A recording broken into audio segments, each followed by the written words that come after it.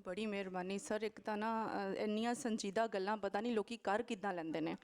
ਮੇਰੇ ਕੋਲੋਂ ਤਾਂ ਕਲਾਸ ਵਿੱਚ ਵੀ ਸੀਰੀਅਸ ਨਹੀਂ ਰਿਹਾ ਜਾਂਦਾ। ਮੈਨੂੰ ਤਾਂ ਇੰਝ ਲੱਗਦਾ ਹੁੰਦਾ ਕਿ ਜ਼ਿਆਦਾ ਦੇਰ ਮੈਂ ਸੀਰੀਅਸ ਰਵਾਂਗੀ ਤਾਂ ਮੇਰੇ ਮੂੰਹ 'ਚ ਇੱਥੇ ਨਾ ਸਵੈਲਿੰਗ ਹੋ ਜਾਏਗੀ, ਇੰਨਾ ਸੀਰੀਅਸ ਰਹਿ ਕੇ। ਮਜ਼ੀਦ ਮਾਸ਼ਾਅੱਲਾ, ਪਹਿਲੇ ਵੀ ਮੇਰਾ ਸਹੀ ਪੰਜਾਬੀ ਮੂੰਹ ਹੈ, ਖਾਂਦੇ ਪੀਂਦੇ ਲੋਕ ਹਾਂ ਸਰ ਅਸੀਂ। ਅੱਛਾ ਜੀ, ਮੈਂ ਸਟੇਜ 'ਤੇ ਹੁਣ ਦਾਵਤ ਦੇਵਾਂਗੀ ਡਾਕਟਰ ਐਜਾਜ਼ ਸਾਹਿਬ ਨੂੰ। ਪੰਜਾਬੀ ਦੇ ਸ਼ਾਇਰ ਨੇ, ਕਹਾਣੀਕਾਰ ਨੇ, ਰਿਸਰਚਰ ਨੇ। ਇੰਟਰਨੈਸ਼ਨਲ ਸਵੇਰ ਜਮੀਲ ਅਹਿਮਦ ਪਾਲ ਸਾਹਿਬ ਦੇ ਨਾਲ ਇਸ ਪ੍ਰੋਜੈਕਟ 'ਤੇ ਮੁਸਲਸਲ ਉਹਨਾਂ ਦਾ ਸਾਥ ਦੇ ਰਹੇ ਨੇ, ਕੰਮ ਕਰ ਰਹੇ ਨੇ ਅਤੇ ਬਹੁਤ ਵੱਡਾ ਨਾਮ ਨੇ ਪੰਜਾਬ ਦਾ ਪੰਜਾਬੀ ਦੇ ਹਵਾਲੇ ਨਾਲ। ਇਹਨਾਂ ਦੇ ਨਾਲ ਜਿਹੜੇ ਬਾਕੀ ਪੈਨਲਿਸਟ ਨੇ ਉਹਨਾਂ ਨੂੰ ਇਹ ਖੁਦ ਬੁਲਾਉਣਗੇ। ਲੇਕਿਨ ਇਹ ਕਿ ਮੈਂ ਦੱਸਦੀ ਜਾਵਾਂ ਕਿ ਜਿਹੜਾ ਸਾਡਾ ਸੈਸ਼ਨ ਹੈ ਉਹ ਹੈ ਮਾਂ ਬੋਲੀ ਰਾਹੀਂ ਪੰਜਾਬੀ ਤਾਲੀਮ, ਯਾਨੀ ਕਿ ਜਿਹੜੀ ਸਾਡੀ ਆਪਣੀ ਜ਼ਬਾਨ ਹੈ, ਸਾਡੀ ਮਾਂ ਬੋਲੀ ਹੈ, ਉਹਦੇ ਜ਼ਰੀਏ ਜਿਹੜੀ ਤਾਲੀਮ ਹੈ ਉਹ ਕਿਸ ਤਰੀਕੇ ਦਿੱਤੀ ਜਾ ਸਕਦੀ। ਜਿਹਦੀ ਮੈਂ ਪਹਿਲੇ ਵੀ ਇੱਕ ਛੋਟੀ ਜਿਹੀ ਗੱਲ ਕੀਤੀ ਸੀ ਕਿ ਅੱਜ ਕੱਲ੍ਹ ਮਾਂ ਬੋਲੀ ਮੋਬਾਈਲ ਬੋਲੀ ਵੀ ਤਾਂ ਹੋ ਚੁੱਕੀ ਹੈ ਨਾ। ਅਸਲ ਵਿੱਚ ਤਾਂ ਮਾਂ ਦੀ ਜਗ੍ਹਾ ਮੋਬਾਈਲ ਨੇ ਲੈ ਲਈ ਹੋਈ ਕਿਤੇ ਕਿਸੇ ਹੱਦ ਤੱਕ। ਬਹਰਹਾਲ ਜਿਹੜੇ ਸਾਡੇ ਮੋਡਰੇਟਰ ਨੇ ਸਟੇਜ 'ਤੇ ਆ ਚੁੱਕੇ ਨੇ, ਉਹਨਾਂ ਲਈ ਭਰਪੂਰ ਤਾਲੀਆਂ। ਰੋਟੀ ਤਾਂ ਮੇਰੇ ਖਿਆਲ ਰੁੱਖ ਉੱਠ ਕੇ ਚਾਹ ਚੁ ਪੀ ਆ, ਜ਼ਰਾ ਜ਼ੋਰ ਨਾਲ ਤਾੜੀਆਂ। ਹਾਂ, ਇਹ ਹੋਇਆ ਨਾ ਮਜ਼ਾ। ਬਾਕੀ ਸਰ ਪਲੀਜ਼ ਸਟੇਜ ਤੁਹਾਡੇ ਹਵਾਲੇ। ਜੀ ਸ਼ੁਕਰੀਆ। ਮੈਂ ਪੰਜਾਬੀ ਪੰਜਾਬ ਦੇ ਰਹਿਣ ਵਾਲਾ, ਸਦਾ ਖੈਰ ਪੰਜਾਬੀ ਦੀ ਮੰਗਦਾ ਹਾਂ। ਮੋਤੀ ਕਿਸੇ ਸੁਹਾਗਣ ਦੀ ਨੱਥਦਾ ਹਾਂ, ਟੁਕੜਾ ਕਿਸੇ ਪੰਜਾਬਣ ਦੀ ਵੰਗਦਾ ਹਾਂ। ਔਰ ਮੇਰੇ ਦੇਸ਼ ਤੇ ਮਾਲਕਾ ਕੋਈ ਉਤਰੇ ਨਾ ਅਜ਼ਾਬ, ਤੇਰਾ ਵਸੇ ਕਾਬਾ ਸੋਹਣਿਆ ਮੇਰਾ ਵਸਦਾ ਰਹੇ ਪੰਜਾਬ। ਦੂਜੀ ਆਲਮੀ ਕਾਨਫਰੰਸ ਦੇ ਰਲਤੀਓ ਤੁਹਾਨੂੰ ਸਾਰਿਆਂ ਨੂੰ ਜੀ ਆਇਆਂ ਨੂੰ। ਤੀਜਾ ਸੈਸ਼ਨ ਹੈ ਅੱਜ ਮਾਂ ਬੋਲੀ ਰਾਹੀਂ ਸਿੱਖਿਆ ਵਿਦਿਆ, ਜਿਹਨੂੰ ਅਸੀਂ ਤਾਲੀਮ ਕਹਿੰਦੇ ਹਾਂ, ਐਜੂਕੇਸ਼ਨ। ਅਤੇ ਇਹ ਸੈਸ਼ਨ ਵਿੱਚ ਤੁਹਾਡਾ ਸਾਰਿਆਂ ਦਾ ਸਵਾਗਤ ਹੈ। ਅਤੇ ਮੈਂ ਆਪਣੇ ਜਿਹੜੇ ਪੈਨਲਿਸਟ ਨੇ ਉਹਨਾਂ ਨੂੰ ਇੱਕ ਇੱਕ ਕਰਕੇ ਸੱਦਾ ਦਿਆਂਗਾ। ਸਭ ਤੋਂ ਪਹਿਲਾਂ ਪਾਕਿਸਤਾਨ ਤੋਂ ਇਹਨਾਂ ਦਾ ਤਾਲੁਕ ਹੈ ਔਰ ਕਹਾਣੀਕਾਰ ਨੇ, ਲੇਖਕ ਨੇ, ਤਰਜਮਾਕਾਰ ਨੇ, ਸਹਾਫੀ ਨੇ, ਪੱਤਰਕਾਰ ਨੇ ਔਰ ਚੀਫ ਐਡੀਟਰ ਨੇ ਮਹੀਨਾਵਾਰ ਸਵੇਰ ਇੰਟਰਨੈਸ਼ਨਲ ਦੇ। 15-16 ਸਾਲ ਇਹਨਾਂ ਨੇ ਰਸਾਲਾ ਕੱਢਿਆ। ਫਿਰ 2010 ਤੋਂ ਇੱਕ ਅਖਬਾਰ ਪੰਜਾਬੀ ਦਾ ਨਿਕਲ ਰਿਹਾ। ਇਸ ਤੋਂ ਪਹਿਲਾਂ ਸੈਸ਼ਨ ਹੋ ਰਿਹਾ ਸੀ, ਉਹਦੇ ਵਿੱਚ ਸਾਰੀਆਂ ਚੀਜ਼ਾਂ ਇਸ ਤਰ੍ਹਾਂ ਦੀਆਂ ਹੋ ਰਹੀਆਂ ਸਨ ਕਿ ਜਿਵੇਂ ਪੰਜਾਬੀ 'ਚ ਅਜੇ ਕੋਈ ਕੰਮ ਹੀ ਨਹੀਂ ਹੋਇਆ। ਅਤੇ 2010 ਤੋਂ ਇਹ ਲੁਕਾਈ ਅਖਬਾਰ ਕੱਢ ਰਹੇ ਨੇ ਔਰ ਇਹਨਾਂ ਦੇ 4 ਕਹਾਣੀ ਪਰਾਗੇ ਹੁਣ ਤੱਕ ਛਪ ਚੁੱਕੇ ਨੇ। ਵਾਪਸੀ ਦਾ ਸਫ਼ਰ, ਮੈਂਡਲ ਦਾ ਕਾਨੂੰਨ, ਜਿਹਨੂੰ ਇੰਟਰਨੈਸ਼ਨਲ ਟਾਹਾਂ ਪ੍ਰਾਈਜ਼ ਵੀ ਮਿਲਿਆ, ਔਰ ਮਨੀ ਪਲਾਂਟ ਅਤੇ ਹੋਰ ਕਹਾਣੀਆਂ, ਇੱਕ ਲਾਪੇ ਦਾ ਜੰਗਲ। 2 ਦਰਜਨ ਤੋਂ ਵੱਧ ਕਿਤਾਬਾਂ ਇਹਨਾਂ ਦੀਆਂ ਮੰਜ਼ਰੇ ਆਮ 'ਤੇ ਆ ਚੁੱਕੀਆਂ ਨੇ। ਮੇਰੀ ਮੁਰਾਦ ਡਾਕਟਰ ਜਮੀਲ ਅਹਿਮਦ ਪਾਲ ਜੀ, ਅਸੀਂ ਉਹਨਾਂ ਨੂੰ ਸਟੇਜ 'ਤੇ ਸੱਦਾ ਦਿੰਦੇ ਹਾਂ। ਇਹਨਾਂ ਦੇ ਨਾਲ ਇੱਕ ਹੋਰ ਵੱਡਾ ਨਾਂ ਪਾਰ ਤੋਂ ਆਏ ਨੇ, ਸਾਡੇ ਦਿਲ ਵਿੱਚ ਵਸਦੇ ਨੇ। ਸੁਰਜੀਤ ਪਾਤਰ ਤੋਂ ਬਾਅਦ ਜੇ ਕੋਈ ਪੰਜਾਬੀ ਸ਼ਾਇਰੀ ਦਾ ਉੱਧਰ ਦਾ ਮੁਹਾਂਦਰਾ ਨਾਂ ਹੈ ਅਤੇ ਉਹਨਾਂ ਦਾ ਹੈ। ਔਰ ਬਾਈ ਪ੍ਰੋਫੈਸ਼ਨ ਇੰਜੀਨੀਅਰ ਨੇ, ਲੇਖਕ ਨੇ, ਸ਼ਾਇਰ ਨੇ, ਡਰਾਮਾ ਨਿਗਾਰ ਨੇ, ਐਡੀਟਰ ਨੇ ਔਰ ਸੋਸ਼ਲ ਐਕਟਿਵਿਸਟ ਨੇ। 34 ਸਾਲ ਉਹ ਇੰਜੀਨੀਅਰ ਦੇ ਪੇਸ਼ੇ ਦੇ ਨਾਲ ਵਾਬਸਤਾ ਰਹੇ ਨੇ ਔਰ 2024 ਤੋਂ ਭਾਸ਼ਾ ਵਿਭਾਗ ਪੰਜਾਬ ਦੇ ਡਾਇਰੈਕਟਰ ਨੇ। 5 ਇਹਨਾਂ ਦੀਆਂ ਸ਼ੇਰੀ ਪੁਸਤਕਾਂ ਛਪ ਚੁੱਕੀਆਂ ਨੇ, 5 ਹੀ ਪ੍ਰੋਜ਼ ਦੀਆਂ ਕਿਤਾਬਾਂ ਨੇ, 3 ਡਰਾਮਾਈ ਮਜਮੂਏ ਨੇ ਔਰ ਇਹਨਾਂ ਦੀਆਂ ਲਿਖਤਾਂ ਦੁਨੀਆ ਭਰ ਦੀਆਂ ਬੋਲੀਆਂ ਦੇ ਵਿੱਚ ਜਿਹੜੀਆਂ ਉਹ ਤਰਜਮਾ ਹੋ ਚੁੱਕੀਆਂ ਨੇ, ਜਿਨ੍ਹਾਂ 'ਚ ਹਿੰਦੀ, ਅੰਗਰੇਜ਼ੀ, ਮਰਾਠੀ, ਤਾਮਿਲ, ਬੰਗਲਾ ਅਤੇ ਹੋਰ ਜ਼ਬਾਨਾਂ। ਅਸੀਂ ਜੀ ਆਇਆਂ ਨੂੰ ਆਖਦੇ ਹਾਂ ਜਸਵੰਤ ਸਿੰਘ ਜ਼ਫਰ ਜੀ। ਬਹੁਤ ਵੱਡੇ ਸ਼ਾਇਰ ਨੇ ਜੀ। ਤੁਸੀਂ ਮੁਸ਼ਾਰੇ ਵਿੱਚ ਇਹਨਾਂ ਦੀ ਸ਼ਾਇਰੀ ਵੀ ਸੁਣੋਗੇ, ਲੇਕਿਨ ਇੱਥੇ ਚੂँਕਿ ਸਾਡਾ ਡਿਸਕਸ਼ਨ ਹੈ ਐਜੂਕੇਸ਼ਨ ਦੇ ਉੱਤੇ, ਲਿਹਾਜ਼ਾ ਅਸੀਂ ਅੱਗੇ ਵਧਦੇ ਜੀ ਆਪਣੇ ਅਗਲੇ ਜਿਹੜੇ ਸਾਡੇ ਪੈਨਲਿਸਟ ਨੇ ਉਹਨਾਂ ਵੱਲ। ਉਹ ਵੀ ਬਾਈ ਪ੍ਰੋਫੈਸ਼ਨ ਉਸਤਾਦ ਨੇ, ਲੇਖਕ ਨੇ, ਕਹਾਣੀਕਾਰ ਨੇ ਔਰ ਐਡੀਟਰ ਨੇ। ਮੈਂ 15 ਵਾਰ ਸਾਡਾ ਰਸਾਲਾ ਛਪਦਾ ਰਿਹਾ ਰਵੇਲ। ਉਸ ਤੋਂ ਵੱਖ ਉਸ ਨੂੰ ਹੁਣੇ ਗੱਲ ਹੋਈ ਸੀ ਕਿ ਔਨਲਾਈਨ ਸ਼ਾਇਦ ਵੈਬਸਾਈਟਾਂ ਹੀ ਨਹੀਂ ਹੈ। ਸਾਡੀਆਂ ਬਹੁਤ ਸਾਰੀਆਂ ਵੈਬਸਾਈਟਸ ਨੇ ਜਿਨ੍ਹਾਂ ਦੇ ਵਿੱਚ ਆਪਣਾ ORG ਅਤੇ ਕਮ ਅਜ਼ ਕਮ 10,000 ਕਿਤਾਬਾਂ ਜਿਹੜੀਆਂ ਨੇ ਉਹ PDF ਵਿੱਚ ਪਈਆਂ ਹੋਈਆਂ ਨੇ। ਇੰਝ ਡਿਕਸ਼ਨਰੀਆਂ ਦੀ ਗੱਲ ਹੋਈ ਸੀ ਅਤੇ ਹੁਣ ਗੱਲ ਚੁੱਕੇ ਆ ਗਈ ਹੈ ਅਤੇ ਮੈਂ ਕਰਦਾ ਜਾਵਾਂ ਕਿ 41 ਡਿਕਸ਼ਨਰੀਆਂ ਹੁਣ ਤੱਕ ਸਾਡੀਆਂ ਛਪ ਚੁੱਕੀਆਂ ਨੇ, ਜਿਨ੍ਹਾਂ ਦੇ ਵਿੱਚੋਂ 21 ਇੱਧਰ, ਇਸੇ ਤਰੀਕੇ ਉੱਧਰ ਵੀ ਜਿਹੜੀਆਂ ਡਿਕਸ਼ਨਰੀਆਂ ਜਿਹੜੀਆਂ ਨੇ ਆਮ ਮਿਲ ਜਾਂਦੀਆਂ ਨੇ। ਇਸ ਅਦਾਰੇ ਨੇ ਜਿਹੜੀ ਡਿਕਸ਼ਨਰੀ ਛਾਪੀ, ਹਾਂਜੀ, ਇਸ ਅਦਾਰੇ ਨੇ ਜਿਹੜੀ ਡਿਕਸ਼ਨਰੀ ਛਾਪੀ ਉਹ 7 ਜਿਲਦਾਂ 'ਤੇ ਮੁਸ਼ਤਮਿਲ ਹੈ, ਇੱਕ ਡਿਕਸ਼ਨਰੀ ਜਿਹੜੀ ਹੈ। ਅਤੇ ਅਸੀਂ ਜੀ ਸੱਦਾ ਦਿੰਦੇ ਹਾਂ ਛਨਾਲ ਜੇ ਨਾਵਲ ਦੇ ਲੇਖਕ, ਪ੍ਰੋਫੈਸਰ ਜੇ ਨਾਵਲ ਦੇ ਲੇਖਕ ਔਰ 5 ਕਹਾਣੀ ਪਰਾਗੇ ਇਹਨਾਂ ਦੇ ਛਪ ਚੁੱਕੇ ਨੇ, ਓਰੀਐਂਟਲ ਕਾਲਜ ਵਿੱਚ ਪੜ੍ਹਾਉਂਦੇ ਨੇ, ਡਾਕਟਰ ਕੁਰਾਮਤ ਮੁਗਲ ਜੀ।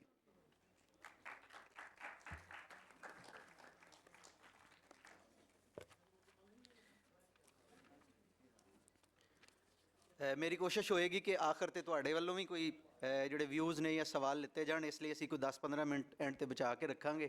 ਤੇ ਮੇਰੇ ਪੈਨਲਿਸਟਾਂ ਅੱਗੇ ਥੋੜੀ ਜਿਹੀ ਬੇਨਤੀ ਹੈ ਕਿ ਸਵਾਲ ਜਿਹੜਾ ਹੈ ਉਹ ਕਮ ਸੇ ਕਮ 5-6 ਮਿੰਟ ਦਾ ਹੋਵੇ ਉਹਦਾ ਜਵਾਬ, ਤਾਂ ਕਿ ਅਸੀਂ ਉਹ ਜ਼ਿਆਦਾ ਤੋਂ ਜ਼ਿਆਦਾ ਡਿਸਕਸ਼ਨ ਕਰ ਸਕੀਏ, ਇੱਕ ਦੂਸਰੇ ਨੂੰ ਜ਼ਿਆਦਾ ਟਾਈਮ ਦੇ ਸਕੀਏ। ਤੇ ਪਾਲ ਸਾਹਿਬ ਕੋਲ ਅਸੀਂ ਪਹਿਲੇ ਤੇ ਪੁੱਛਣਾ ਚਾਹਾਂਗੇ ਕਿ ਸਰ ਪਹਿਲਾਂ ਤਾਂ ਇਹ ਦੱਸੋ ਕਿ ਬਹੁਤ ਸਾਰੇ ਮਗਾਲਤੇ ਵੀ ਨੇ ਕਿ ਮਾਦਰੀ ਜ਼ੁਬਾਨ ਕੀ ਹੈ, ਪਿਓ ਦੀ ਬੋਲੀ ਕਿਉਂ ਨਹੀਂ। ਇਹ ਮਾਦਰੀ ਜ਼ੁਬਾਨ ਅਸਲ ਵਿੱਚ ਹੈ ਕੀ ਹੈ? ਅਸਲ ਵਿੱਚ ਮਾਦਰੀ ਜ਼ਬਾਨ ਦਾ ਲਫ਼ਜ਼ ਬਹੁਤ ਜ਼ਿਆਦਾ ਨਹੀਂ ਕੋਈ ਹਾਂ ਠੀਕ ਹੈ। ਅੰਗਰੇਜ਼ੀ ਲਫ਼ਜ਼ ਜਿਹੜਾ ਮਦਰ ਟੰਗ ਜਾਂ ਮਦਰ ਲੈਂਗੁਏਜ ਅਸੀਂ ਕਹਿੰਦੇ ਹਾਂ, ਉਹਦਾ ਤਰਜਮਾ ਸਿੱਧਾ ਸਿੱਧਾ ਮਾਦਰੀ ਜ਼ੁਬਾਨ ਕਰ ਲਿਆ ਗਿਆ। ਮਾਦਰੀ ਜ਼ੁਬਾਨ ਸਹੀ ਤਰਜਮਾ ਨਹੀਂ ਹੈ, ਕਿਉਂਕਿ ਅੰਗਰੇਜ਼ੀ ਦਾ ਲਫ਼ਜ਼ ਜਿਹੜਾ ਮਦਰ ਹੈ ਉਹ ਇੱਕ ਵਸੀ ਮਫਹੂਮ ਰੱਖਦਾ ਹੈ। ਮਦਰ ਜਿਹੜਾ ਹੈ ਉਹ ਬਹੁਤ ਸਾਰੇ ਮਾਇਨਿਆਂ ਦੇ ਵਿੱਚ ਹੁੰਦਾ। ਮਸਲਨ ਮਦਰ ਟੰਕਚਰ ਹੋਮਿਓਪੈਥੀ 'ਚ ਹੁੰਦਾ ਹੈ, ਉਹ ਭਰਪੂਰ ਐਸਾ ਕੰਪਰੀਹੈਂਸਿਵ ਜਿਹਾ ਹੁੰਦਾ ਹੈ ਜਿਹੜਾ ਉਹਦੇ ਨਾਲ ਡਾਇਲਿਊਟ ਕਰਕੇ ਬਹੁਤ ਸਾਰੀਆਂ ਦਵਾਈਆਂ ਬਣਦੀਆਂ ਨੇ। ਇਸ ਤਰ੍ਹਾਂ ਮਦਰ ਜਿਹੜਾ ਤਰਜਮਾ ਸਿੱਧਾ ਮਾਂ ਬੋਲੀ ਕੀਤਾ ਹੈ, ਮਾਂ ਬੋਲੀ ਮੁਰਾਦ ਨਹੀਂ ਹੁੰਦੀ। ਮਦਰ ਤੋਂ ਮੁਰਾਦ ਐਸੀ ਚੀਜ਼ ਹੈ, ਐਸੀ ਵਸੀ ਚੀਜ਼ ਹੈ ਜਿਹਦੇ 'ਚੋਂ ਬਹੁਤ ਸਾਰੀਆਂ ਚੀਜ਼ਾਂ ਪੈਦਾ ਹੁੰਦੀਆਂ ਨੇ, ਆਉਂਦੀਆਂ ਨੇ, ਨਿਕਲਦੀਆਂ ਨੇ, ਬਣਦੀਆਂ ਨੇ। ਜਦੋਂ ਮਦਰ ਲੈਂਗੁਏਜ ਕਹਿੰਦੇ ਹਾਂ ਤਾਂ ਇਹ ਤੋਂ ਮੁਰਾਦ ਐਸੀ ਲੈਂਗੁਏਜ ਇੱਕ ਜਿਹੜੀ ਬਹੁਤ ਸਾਰੇ ਇਲਾਕੇ ਦੇ ਲੋਕਾਂ ਦੀ ਮਾਦਰੀ ਜ਼ੁਬਾਨ ਹੋਵੇ, ਐਸੀ ਕੰਪਰੀਹੈਂਸਿਵ ਜ਼ੁਬਾਨ ਹੋਵੇ ਜਿਹਨੂੰ ਸਾਰੇ ਸਮਝਦੇ ਹੋਣ। ਸਾਡੀ ਧਰਤੀ 'ਤੇ ਬਣ ਸੋਹਣੀਆਂ ਜ਼ੁਬਾਨਾਂ ਨੇ। ਪੰਜਾਬ ਦੀ ਹੱਦ ਤੱਕ ਤੇ ਪੰਜਾਬ ਦੇ ਨੇੜੇ ਤੇੜੇ ਦੇ ਇਲਾਕਿਆਂ ਵਿੱਚ ਵੀ ਜਿਹੜੀ ਮਦਰ ਲੈਂਗੁਏਜ ਹੈ, ਮਦਰ ਟੰਗ ਹੈ, ਉਹ ਪੰਜਾਬੀ ਹੈ। ਜਿਹੜੀ ਪੰਜਾਬ ਦੀਆਂ ਹੱਦਾਂ ਤੋਂ ਬਾਹਰ ਵੀ ਅੱਧਾ ਪੌਣਾ ਕਸ਼ਮੀਰ ਜਿਹੜਾ ਪੰਜਾਬੀ ਬੋਲਦਾ ਹੈ। ਖੈਬਰ ਪਖਤੂਨਖਵਾ ਵਿੱਚ ਜਾਓ ਤੇ ਹਜ਼ਾਰੇ ਦਾ ਸਾਰਾ ਇਲਾਕਾ, ਡੇਰਾ ਇਸਮਾਇਲ ਖਾਨ ਦਾ ਇਲਾਕਾ, ਸਿੰਧ ਵਿੱਚ ਖੈਰਪੁਰ ਤੱਕ, ਬਲੋਚਿਸਤਾਨ ਦਾ ਥੋੜ੍ਹਾ ਜਿਹਾ ਇਲਾਕਾ, ਇਹ ਸਾਰੇ ਪੰਜਾਬੀ ਬੋਲਦੇ ਨੇ ਜਾਂ ਪੰਜਾਬੀ ਦਾ ਕੋਈ ਲਹਿਜਾ ਬੋਲਦੇ ਨੇ। ਗੋ ਅੱਜ ਕੱਲ੍ਹ ਇਹਨਾਂ ਨੂੰ ਪੰਜਾਬੀ ਦੇ ਲਹਿਜੇ ਨੂੰ ਤੋੜ ਕੇ ਮੁਖਤਲਿਫ ਜ਼ਬਾਨਾਂ ਬਣਾਉਣ ਦੀ ਮਜ਼ਮੂਮ ਕੋਸ਼ਿਸ਼ ਕੀਤੀ ਜਾ ਰਹੀ ਹੈ। ਸੋ ਮਦਰ ਟੰਗ ਜਾਂ ਮਦਰ ਲੈਂਗੁਏਜ ਤੋਂ ਪੰਜਾਬ ਦੀ ਹੱਦ ਤੱਕ ਮੁਰਾਦ ਪੰਜਾਬੀ ਜ਼ੁਬਾਨ ਹੈ। ਇਹਨੂੰ ਇੱਕ ਸਾਜ਼ਿਸ਼ ਦੇ ਤਹਿਤ ਕਨਫਿਊਜ਼ ਕੀਤਾ ਜਾ ਰਿਹਾ। ਮਾਦਰੀ ਜ਼ੁਬਾਨ ਦਾ ਦਿਨ ਆਉਂਦਾ ਤੇ ਸਾਡਾ ਮੀਡੀਆ ਜਿਹੜਾ ਮਾਦਰੀ ਜ਼ੁਬਾਨ ਉਰਦੂ ਦੇ ਤਹਿਤ ਪੇਸ਼ ਕਰਨ ਦੀ ਕੋਸ਼ਿਸ਼ ਕਰਦਾ, ਤੇ ਉਹ ਜਿੱਥੇ ਮਾਦਰੀ ਜ਼ੁਬਾਨ ਹੁੰਦੀ ਹੈ ਸਾਡੇ ਬਹੁਤ ਸਾਰੇ ਲੋਕ ਉਰਦੂ ਦੇ ਨਾਲ ਲੱਗਣ ਦੀ ਕੋਸ਼ਿਸ਼ ਕਰਦੇ ਨੇ। ਹਾਲਾਂਕਿ ਮਾਦਰੀ ਜ਼ੁਬਾਨ ਸਾਡੀ ਪੰਜਾਬੀ ਹੈ, ਉਰਦੂ ਨਹੀਂ ਹੈ। ਉਰਦੂ ਇੱਕ ਬਾਹਰ ਦੀ ਜ਼ੁਬਾਨ ਹੈ ਜਿਹੜੀ ਲਿਆਂਦੀ ਗਈ, ਅੰਗਰੇਜ਼ ਨੇ ਆਪਣੇ ਮਕਾਸਦ ਲਈ ਲਿਆਂਦੀ, ਇੱਥੇ ਰਾਇਜ ਕੀਤੀ। ਜਦੋਂ ਮਾਦਰੀ ਜ਼ੁਬਾਨ ਦੀ ਬਜਾਏ ਦੂਜੀ ਜ਼ੁਬਾਨ ਲਿਆਂਦੀ ਗਈ, ਇੱਥੇ ਹੰਗਾਮੇ ਹੋਏ, ਬਹੁਤ ਸਾਰੀਆਂ ਥਾਂ 'ਤੇ ਜਲੂਸ ਕੱਢੇ ਗਏ, ਲੋਕਾਂ ਨੇ ਖੱਤ ਲਿਖੇ ਅੰਗਰੇਜ਼ ਸਰਕਾਰ ਨੂੰ। ਅੰਗਰੇਜ਼ ਚੂੰਕਿ ਲਾਣਾ ਚਾਹੁੰਦਾ ਸੀ, ਉਹਦੇ ਆਪਣੇ ਮਕਾਸਦ ਸਨ, ਉਹਨੇ ਨਜ਼ਰਅੰਦਾਜ਼ ਕੀਤਾ। ਜਦੋਂ ਬਹੁਤ ਜ਼ਿਆਦਾ ਰੌਲਾ ਗੋਲਾ ਹੋਇਆ ਤਾਂ ਉਹਨੇ ਕਿਹਾ ਠੀਕ ਹੈ ਜੇ ਪੰਜਾਬੀ ਪੜ੍ਹਨੀ ਹੈ, ਸਿੱਖ ਹਜ਼ਰਾਤ ਜਿਹੜੇ ਨੇ ਗੁਰਮੁਖੀ 'ਚ ਪੜ੍ਹਿਆ, ਉਹਨੇ ਕਿਹਾ ਗੁਰਮੁਖੀ 'ਚ ਪੰਜਾਬੀ ਪੜ੍ਹ ਲਓ। ਸਿੱਖਾਂ ਨੇ ਗੁਰਮੁਖੀ ਅਡੋਪਟ ਕਰ ਲਈ, ਉਹ ਪੜ੍ਹ ਕੇ ਕਿੱਥੇ ਦੇ ਕਿੱਥੇ ਨਿਕਲ ਗਏ। ਮੁਸਲਮਾਨ ਚੂੰਕਿ ਅਲਫਬੇ ਦੇ ਗਿੱਝੇ ਸਨ, ਫਾਰਸੀ ਤੋਂ ਟੁੱਟੇ ਸਨ, ਉਹਨਾਂ ਕਿਹਾ ਜੀ ਅਸੀਂ ਅਲਫਬੇ ਹੀ ਪੜ੍ਹਨੀ ਹੈ।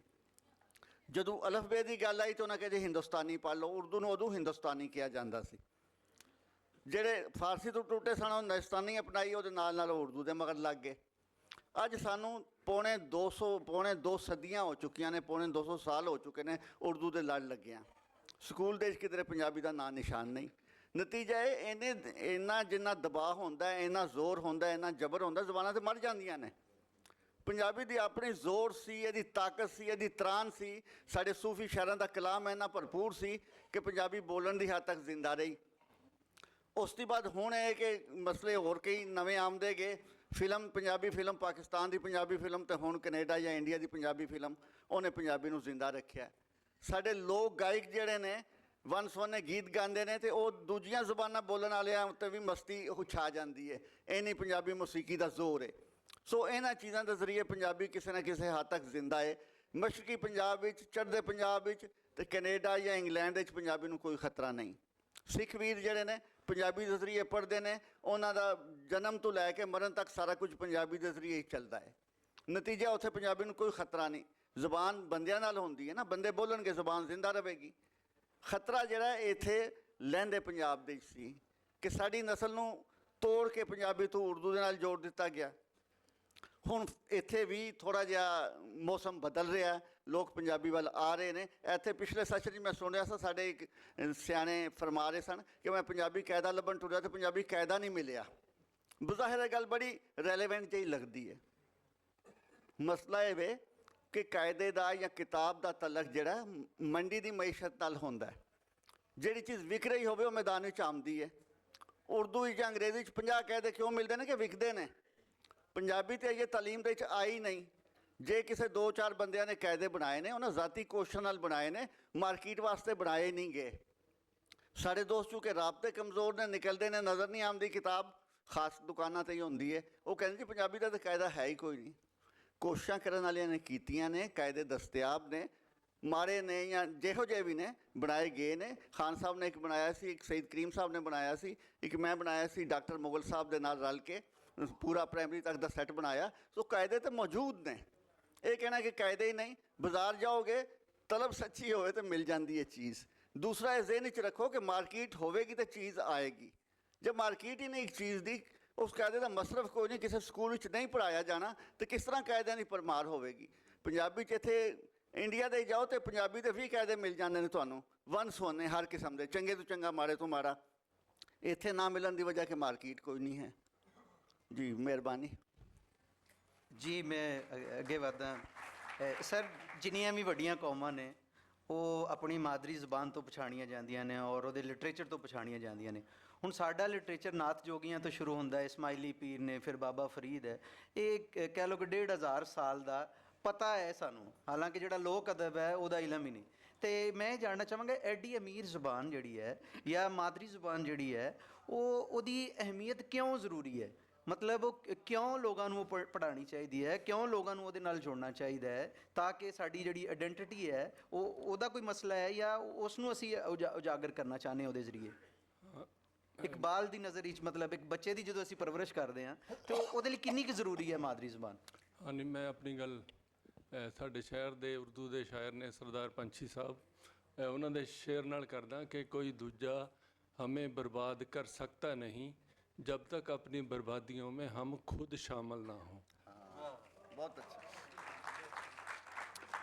ਪਾਲ ਸਾਹਿਬ ਦੀ ਗੱਲ ਜਿੱਥੋਂ ਇਹਨੇ ਸ਼ੁਰੂ ਕੀਤੀ ਸੀ ਉਹਨੂੰ ਮੈਂ ਥੋੜ੍ਹਾ ਜਿਹਾ ਉਹ 'ਚ ਗੱਲ ਜਮ੍ਹਾਂ ਕਰਨੀ ਚਾਹੁੰਦਾ ਕਿ ਮਾਤ ਭਾਸ਼ਾ ਜਾਂ ਮਾਂ ਬੋਲੀ ਉਹ ਬੋਲੀ ਹੁੰਦੀ ਆ ਜਿਹੜੀ ਸਿੱਖੀ ਨਹੀਂ ਜਾਂਦੀ, ਜਿਹੜੀ ਗ੍ਰਹਿਣ ਕੀਤੀ ਜਾਂਦੀ ਆ।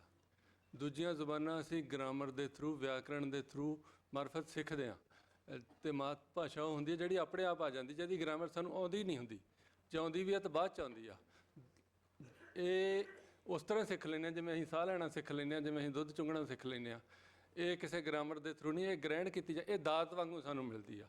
ਤਾਂ ਇਹਦੇ ਅੱਗੇ ਜਿਹੜੇ ਅਸਰ ਨੇ ਉਹਦੇ 'ਚ ਮੈਂ ਕਹਿ ਸਕਦਾ ਕਿ ਮਾਤ ਭਾਸ਼ਾ ਹੁੰਦੀ ਜਿਹਦੇ ਨਾਲ ਸਾਡਾ ਚਿੱਤ, ਸਾਡਾ ਚੇਤਨ ਬਣਿਆ ਹੋਇਆ ਹੁੰਦਾ।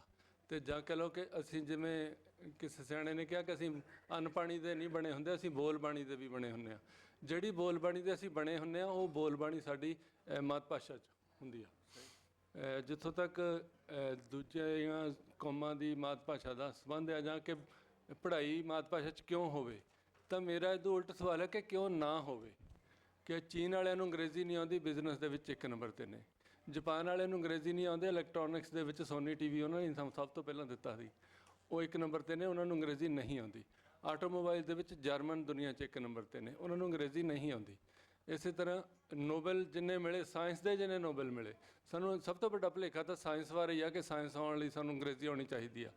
ਨੋਬਲ ਜਿੰਨੇ ਸੰਸਾਰ ਦੇ, ਕੈਮਿਸਟਰੀ ਦੇ ਚੱਕ ਲਓ, ਮੈਡੀਸਨ ਦੇ ਚੱਕ ਲਓ, ਫਿਜ਼ਿਕਸ ਦੇ ਚੱਕ ਲਓ, ਅੰਗਰੇਜ਼ ਬਹੁਤ ਥੋੜ੍ਹੇ ਨੇ ਉਹਦੇ ਵਿੱਚ।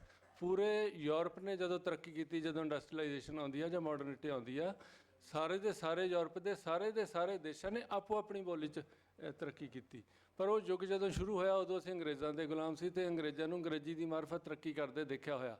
ਜਦ ਕਿ ਉਹ ਬੋਲੀ ਦੇ ਵਿੱਚ ਉਹਨਾਂ ਦਾ ਜਿਹੜਾ ਸ਼ਾਇਰ ਹੈ, ਪਹਿਲੇ ਸੈਸ਼ਨ 'ਚ ਦੱਸਿਆ ਗਿਆ ਕਿ ਉਹ ਤਾਂ 14ਵੀਂ ਸਦੀ 'ਚ ਆਉਂਦਾ, ਸਾਡਾ ਬਾਬਾ 12ਵੀਂ ਸਦੀ 'ਚ ਆਉਂਦਾ, ਬਾਬਾ ਫਰੀਦ।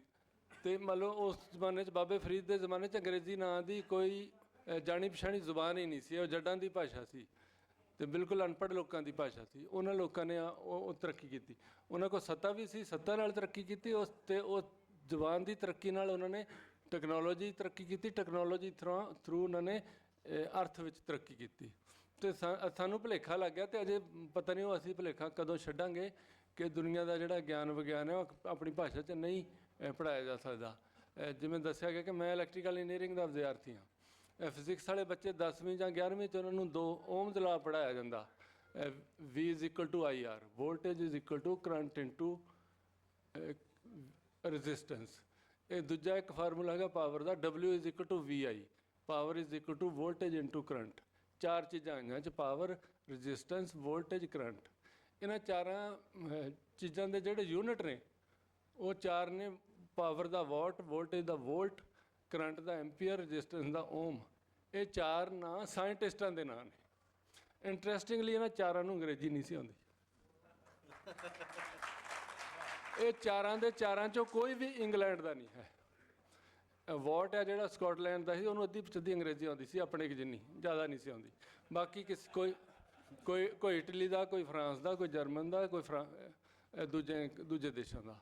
ਅਤੇ ਉਹਨਾਂ ਸਾਰਿਆਂ ਨੇ ਆਪੋ ਆਪਣੀ ਜ਼ੁਬਾਨ ਦੇ ਵਿੱਚ ਮਤਲਬ ਹਾਈਐਸਟ ਲੈਵਲ ਆਫ ਟੈਕਨੋਲੋਜੀ ਤੱਕ ਉਹਨਾਂ ਨੇ ਤਰੱਕੀ ਕੀਤੀ। ਅਤੇ ਮੈਨੂੰ ਸੱਚੀ ਬਹੁਤ ਰੋਣਾ ਆਉਂਦਾ ਹੈ ਸੋਚ ਕੇ ਕਿ ਸਾਨੂੰ ਇਹ ਭੁਲੇਖਾ ਕਿਉਂ ਪੈ ਗਿਆ ਕਿ ਤਰੱਕੀ ਕਰਨ ਲਈ ਅੰਗਰੇਜ਼ੀ ਆਉਣੀ ਚਾਹੀਦੀ ਆ। ਚੀਨੇ ਬਿਜ਼ਨਸ ਦੇ ਵਿੱਚ ਇੱਕ ਨੰਬਰ ਨੇ, ਉਹਨਾਂ ਨੂੰ ਅੰਗਰੇਜ਼ੀ ਨਹੀਂ ਆਉਂਦੀ, ਦੁਨੀਆ 'ਤੇ ਰਾਜ ਕਰਦੇ ਆ ਬਿਜ਼ਨਸ ਦੇ ਵਿੱਚ। ਇਸੇ ਤਰ੍ਹਾਂ ਆਟੋਮੋਬਾਈਲ 'ਚ ਜਰਮਨ ਵਾਲੇ ਕਰੀ ਜਾਂਦੇ, ਇਲੈਕਟ੍ਰੋਨਿਕਸ ਦੇ ਵਿੱਚ ਜਾਪਾਨ ਵਾਲੇ ਕਰੀ ਜਾਂਦੇ ਆ। ਅਤੇ ਇਸ ਕਰਕੇ ਜਿਹੜਾ ਸਿੱਖਣਾ ਆ ਉਹ ਹੁੰਦਾ ਹੀ ਆਪਣੀ ਜ਼ੁਬਾਨ 'ਚ ਆ। ਦੂਜੀਆਂ ਜ਼ੁਬਾਨਾਂ ਦੇ ਵਿੱਚ ਤੁਸੀਂ ਇਨਫੋਰਮੇਸ਼ਨ ਲੈ ਸਕਦੇ ਹੋ, ਜਾਣਕਾਰੀ ਲੈ ਸਕਦੇ ਹੋ, ਸਿੱਖ ਨਹੀਂ ਸਕਦੇ। ਅਤੇ ਉਹ ਸਿੱਖਣ ਨੂੰ ਸਿੱਖਣਾ ਕਹਿੰਦੇ ਹੀ ਨਹੀਂ ਹੈਗੇ। ਇਨਫੋਰਮੇਸ਼ਨ ਜਿਹੜੀ ਮੈਂ ਉੱਥੇ ਆਪਣੇ ਮੁਲਕ 'ਚ ਕਹਿੰਦਾ ਹੁੰਦਾ ਕਿ ਮੈਂ 17-18 ਜਮਾਤਾਂ ਸਾਇੰਸ ਦੀਆਂ ਪੜ੍ਹੇ ਬੰਦਿਆਂ ਨੂੰ ਜਾਣਦਾ, ਅਤੇ ਇਹਦੇ ਬਾਵਜੂਦ ਉਹ ਬਹੁਤ ਵਹਿਮਾਂ ਭਰਮ 'ਚ, ਅਨਪੜ੍ਹਾਂ ਵਾਂਗੂ ਵਹਿਮ ਭਰਮ ਕਰਦੇ ਆ। ਉਹਦਾ ਕਾਰਨ ਇਹੀ ਆ ਕਿ ਉਹਨਾਂ ਨੇ ਸਾਇੰਸ ਪੜ੍ਹੀ ਆ ਦੂਜੀ ਜ਼ੁਬਾਨ 'ਚ। ਉਹਨਾਂ ਦੇ ਚਿੱਤ ਦਾ, ਉਹਨਾਂ ਦੇ ਚੇਤਨ ਦਾ, ਉਹਨਾਂ ਦੇ ਸੁਭਾਅ ਦਾ ਹਿੱਸਾ ਨਹੀਂ ਹੈ ਸਾਇੰਸ। ਅਤੇ ਵਹਿਮ ਭਰਮ ਨਹੀਂ ਸਿੱਖਿਆ ਆਪਣੀ ਮਾਤ ਭਾਸ਼ਾ 'ਚ, ਉਹ 'ਚੋਂ ਨਿਕਲ ਹੀ ਨਹੀਂ ਸਕਦੇ। ਇਸ ਕਰਕੇ ਜੇ ਸੱਚੀ ਸਿੱਖਿਆ ਦੇਣੀ ਆ, ਜੇ ਸਿੱਖਿਆ ਨੂੰ ਬੰਦੇ ਦਾ ਵਿਅਕਤੀਤਵ ਵਸਾਰਨ ਲਈ ਦੇਣੀ, ਤਾਂ ਉਹਦੀ ਮਾਤ ਭਾਸ਼ਾ ਵਿੱਚ ਹੀ ਹੋ ਸਕਦੀ ਆ, ਦੂਜੀ 'ਚ ਹੋ ਹੀ ਨਹੀਂ ਸਕਦੀ। ਹੋਰ ਗੱਲ ਕਰਨਾ। ਮੇਰਾ ਨਿੱਜੀ ਅਨੁਭਵ ਆ, ਮੈਂ ਜਿਹੜੇ ਸਕੂਲ 'ਚੋਂ 10ਵੀਂ ਕੀਤੀ ਨਾ, ਮੈਟ੍ਰਿਕ ਕੀਤੀ, ਉਹ ਇੰਨਾ ਮਾੜਾ ਸਕੂਲ ਸੀ, 60 ਬੱਚਿਆਂ 'ਚੋਂ 7 ਪਾਸ ਹੋਏ ਸੀ। ਅਤੇ ਉਸ ਸਕੂਲ 'ਚੋਂ ਮੈਂ ਫਸਟ ਆਇਆ ਸੀ 80% ਨੰਬਰ ਲੈ ਕੇ। ਅਤੇ ਜਿਹੜਾ ਸੈਕਿੰਡ ਆਇਆ ਸੀ ਉਸ ਬੱਚੇ ਦੇ ਮੇਰੇ ਨਾਲੋਂ 25% ਨੰਬਰ ਘੱਟ ਸੀ। ਅਤੇ ਮੇਰਾ ਸਾਇੰਸ ਵਿੱਚ ਬਹੁਤ ਦਿਲਚਸਪੀ ਸੀ, ਅਤੇ ਮੈਂ ਸੋਚਦਾ ਸੀ ਕਿ ਮੈਂ ਨਾ ਸਾਇੰਟਿਸਟ ਬਣਨਾ। ਅਤੇ ਪਰ 11ਵੀਂ 'ਚ ਆ ਕੇ ਅੰਗਰੇਜ਼ੀ ਮੀਡੀਅਮ ਆ ਗਿਆ, ਅਤੇ 11ਵੀਂ ਦੇ ਵਿੱਚ ਨੰਬਰ ਮੈਂ ਲਏ ਮਰ ਕੇ ਰੋ ਪਿੱਟ ਕੇ 40%। ਅਤੇ 12ਵੀਂ ਦੇ ਵਿੱਚ ਕੰਪੀਟੀਟਿਵ ਐਗਜ਼ਾਮ ਸੀ, ਕਿਉਂਕਿ ਮੈਂ ਇੰਜੀਨੀਅਰਿੰਗ ਕਾਲਜ 'ਚ ਜਾਣਾ ਸੀ, ਅਤੇ ਇਸ ਕਰਕੇ ਮੈਂ ਪਹਿਲਾਂ ਹੀ ਸੋਚ ਲਿਆ ਵੀ 2 ਸਾਲ ਲਾਊਂਗਾ 'ਚ। ਅਤੇ ਮੈਂ 2 ਸਾਲ ਲਾ ਕੇ ਨੰਬਰ ਲਏ 62%, ਕਿਉਂਕਿ ਅੰਗਰੇਜ਼ੀ 'ਚ ਪੜ੍ਹਨੀ ਸੀ। ਅਤੇ ਫਿਰ ਮੈਂ ਇੰਜੀਨੀਅਰਿੰਗ ਕਾਲਜ ਤਾਂ ਚਲਾ ਗਿਆ, ਜਿਵੇਂ 34-35 ਸਾਲ ਮੈਂ ਇੰਜੀਨੀਅਰ ਵੀ ਰਿਹਾ। ਅਤੇ ਮੈਨੂੰ ਆਪਣੇ ਬਾਰੇ ਚੰਗੀ ਤਰ੍ਹਾਂ ਪਤਾ ਕਿ ਮੈਂ ਨਾ ਦਰਮਿਆਨਾ ਜਿਹਾ ਇੰਜੀਨੀਅਰ ਸੀ। ਪਰ ਜੇ ਮੈਂ ਸਾਇੰਸ ਸਾਰੀ ਦੀ ਸਾਰੀ ਅਖੀਰ ਤੱਕ ਆਪਣੀ ਜ਼ੁਬਾਨ 'ਚ ਪੜ੍ਹੀ ਹੁੰਦੀ, ਜਿਵੇਂ ਜਰਮਨ ਪੜ੍ਹਦੇ ਆ, ਜਿਵੇਂ ਜਾਪਾਨ ਵਾਲੇ ਪੜ੍ਹਦੇ ਆ, ਅਤੇ ਮੇਰੀ ਇਹ ਬੜੀ ਹੰਬਲ ਜਿਹੀ ਅਜ਼ੰਪਸ਼ਨ ਹੈ ਕਿ ਮੈਂ ਦੁਨੀਆ ਦਾ ਬਹੁਤ ਵੱਡਾ ਸਾਇੰਟਿਸਟ ਹੁੰਦਾ।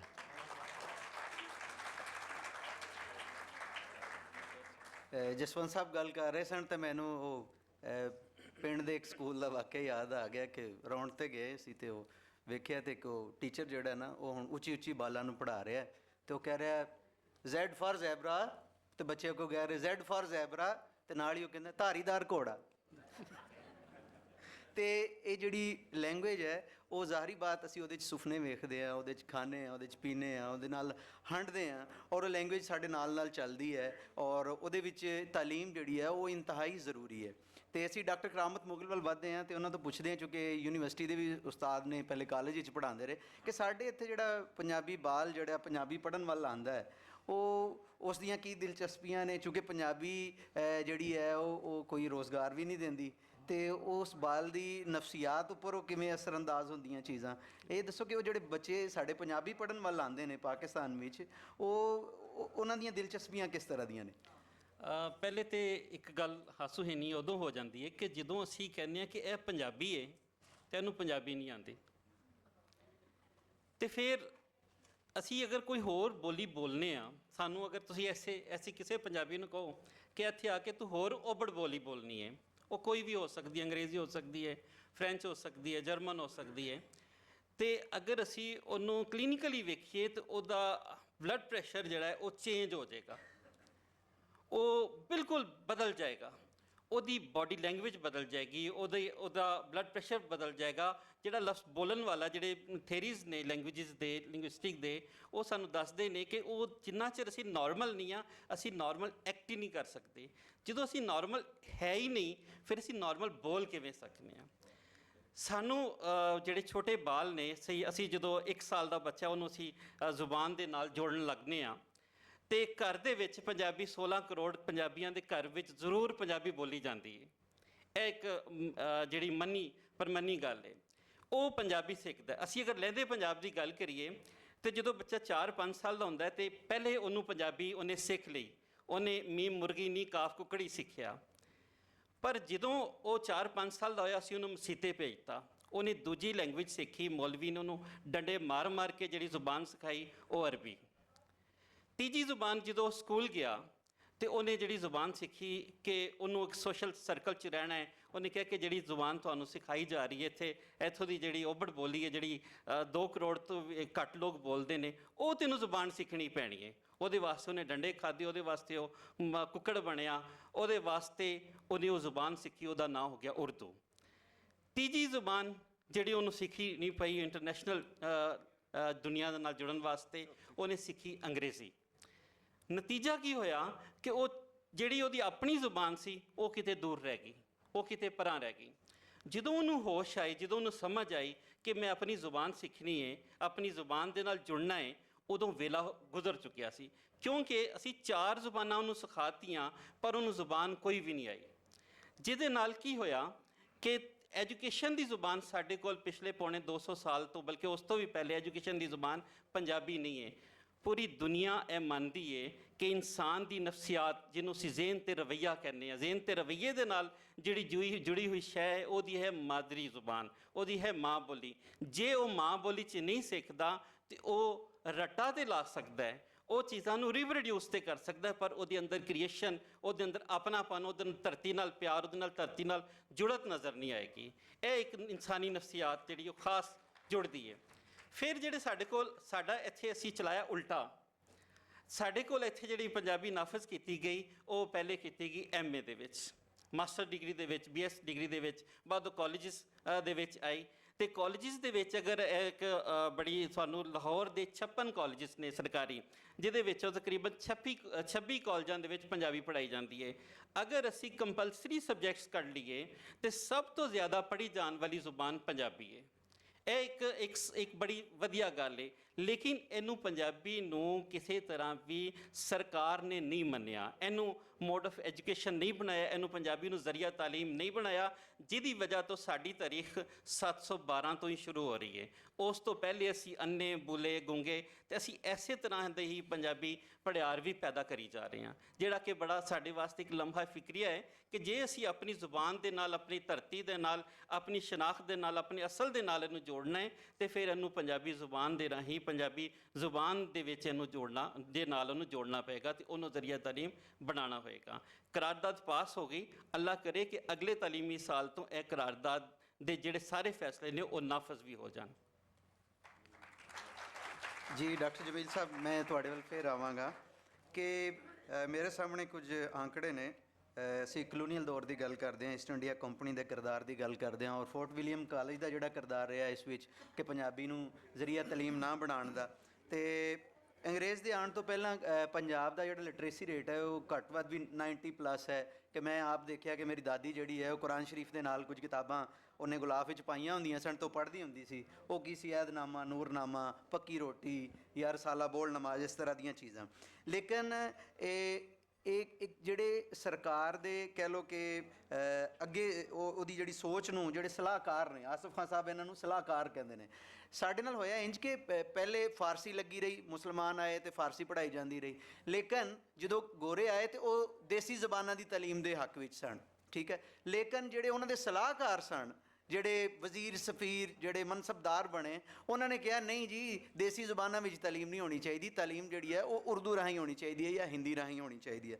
ਅੱਛਾ, ਉਦੋਂ ਅਗਰ 1856-57 ਦੀ ਗੱਲ ਕਰੀਏ ਤਾਂ ਮੈਂ ਫਿਰ ਆਪਣੇ ਸਵਾਲ ਵੱਲ ਵੀ ਵੱਧਦਾ, ਤੇ ਇੱਥੇ 57 ਮਿਸ਼ਨਰੀ ਸਕੂਲ ਜਾਂ ਅੰਗਰੇਜ਼ੀ ਸਕੂਲ ਬਣਾਏ ਗਏ ਇੱਥੇ। ਉਸ ਤੋਂ ਬਾਅਦ ਉਹਦੇ ਵਿੱਚ ਤਾਲਬ ਇਲਮ ਕਿੰਨੇ ਨੇ? 5000। ਜਦੋਂ ਕਿ ਜਿਹੜੇ ਪਿੰਡਾਂ ਦੇ ਵਿੱਚ ਸਕੂਲ ਨੇ ਉਹ ਕਿੰਨੇ ਨੇ 5024 ਔਰ ਉਹਨਾਂ 'ਚ ਤਾਲਬ ਇਲਮ ਕਿੰਨਾ ਹੈ ਉਹ 30,000 ਦੇ ਲਗਭਗ ਤਾਲਬ ਇਲਮ ਹੈ ਉਹਨਾਂ ਦੇ ਵਿੱਚ। ਤੇ ਇਹਦੇ ਵਿੱਚ ਇਹ ਜਿਹੜਾ ਕਹਿ ਲਓ ਕਿ ਗੋਰਿਆਂ ਦਾ ਜਿਹੜਾ ਕਿਰਦਾਰ ਹੈ ਉਹ ਕਿਸ ਤਰ੍ਹਾਂ ਦਾ ਰਿਹਾ ਕਿ ਜਿਹੜੀਆਂ ਦੇਸੀ ਜ਼ੁਬਾਨਾਂ ਨੇ ਉਹਨਾਂ ਦੇ ਵਿੱਚ ਤਾਲੀਮ ਜਿਹੜੀ ਹੈ ਉਹ ਸਿਰਫ ਪੰਜਾਬ ਨੂੰ ਹੀ ਨਹੀਂ ਦਿੱਤੀ ਗਈ, ਸਿੰਧ ਵਿੱਚ ਤੇ ਦਿੱਤੀ ਗਈ, KPK 'ਚ ਦਿੱਤੀ ਗਈ, ਬਾਕੀ ਸੂਬਿਆਂ 'ਚ ਦਿੱਤੀ ਗਈ, ਤੇ ਪੰਜਾਬ ਬਾਰੇ ਕੀ ਹੋਇਆ? ਗੋਰੇ ਨੂੰ ਪੰਜਾਬ ਉਹ ਮੁਲਕ ਹੈ ਜਿਹੜਾ ਸਭ ਤੋਂ ਬਾਅਦ ਅੰਗਰੇਜ਼ ਦੇ ਕਬਜ਼ੇ 'ਚ ਆਇਆ।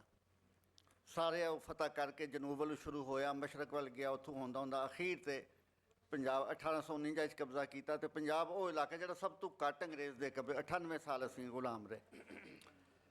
ਅੰਗਰੇਜ਼ ਨੂੰ ਕਿਧਰੇ ਵੀ ਉਸ ਮਜ਼ਾਮਤ ਦਾ ਸਾਹਮਣਾ ਨਹੀਂ ਕਰਨਾ ਪਿਆ ਜਿਹੜਾ ਪੰਜਾਬ ਦੇ ਵਿੱਚ ਹੋਇਆ। ਉਹਦੇ ਵਿੱਚ ਵੀ ਜਿਹੜੀਆਂ ਸਾਜ਼ਿਸ਼ਾਂ ਹੋਈਆਂ ਸਾਰਿਆਂ ਨੂੰ ਪਤਾ, ਤਾਰੀਖ ਦੇ ਸਾਰੇ ਪੜ੍ਹਦੇ ਨੇ।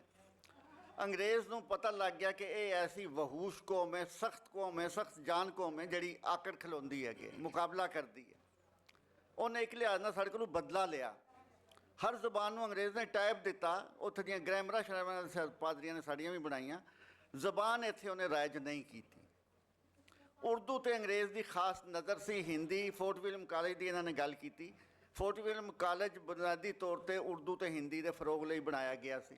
ਜਾਨ ਗਿਲਕ੍ਰਿਸਟ ਜਿਹੜਾ ਉਹਦਾ ਸਾਰਾ ਕੁਝ ਹੀ ਸੀ। ਉਹਨਾਂ ਜ਼ਬਾਨ ਦੇ ਕਿਤਾਬਾਂ ਦੇ ਤਰਜਮੇ ਕਰਾਏ। ਬਾਗੋ ਬਹਾਰ ਉਰਦੂ ਦੀ ਪਹਿਲੀ ਕਿਤਾਬ ਸੀ ਜਿਹੜੀ ਤਰਜਮਾ ਕਰਾਈ ਆਸਾਨ ਜ਼ਬਾਨ ਦੇ ਵਿੱਚ।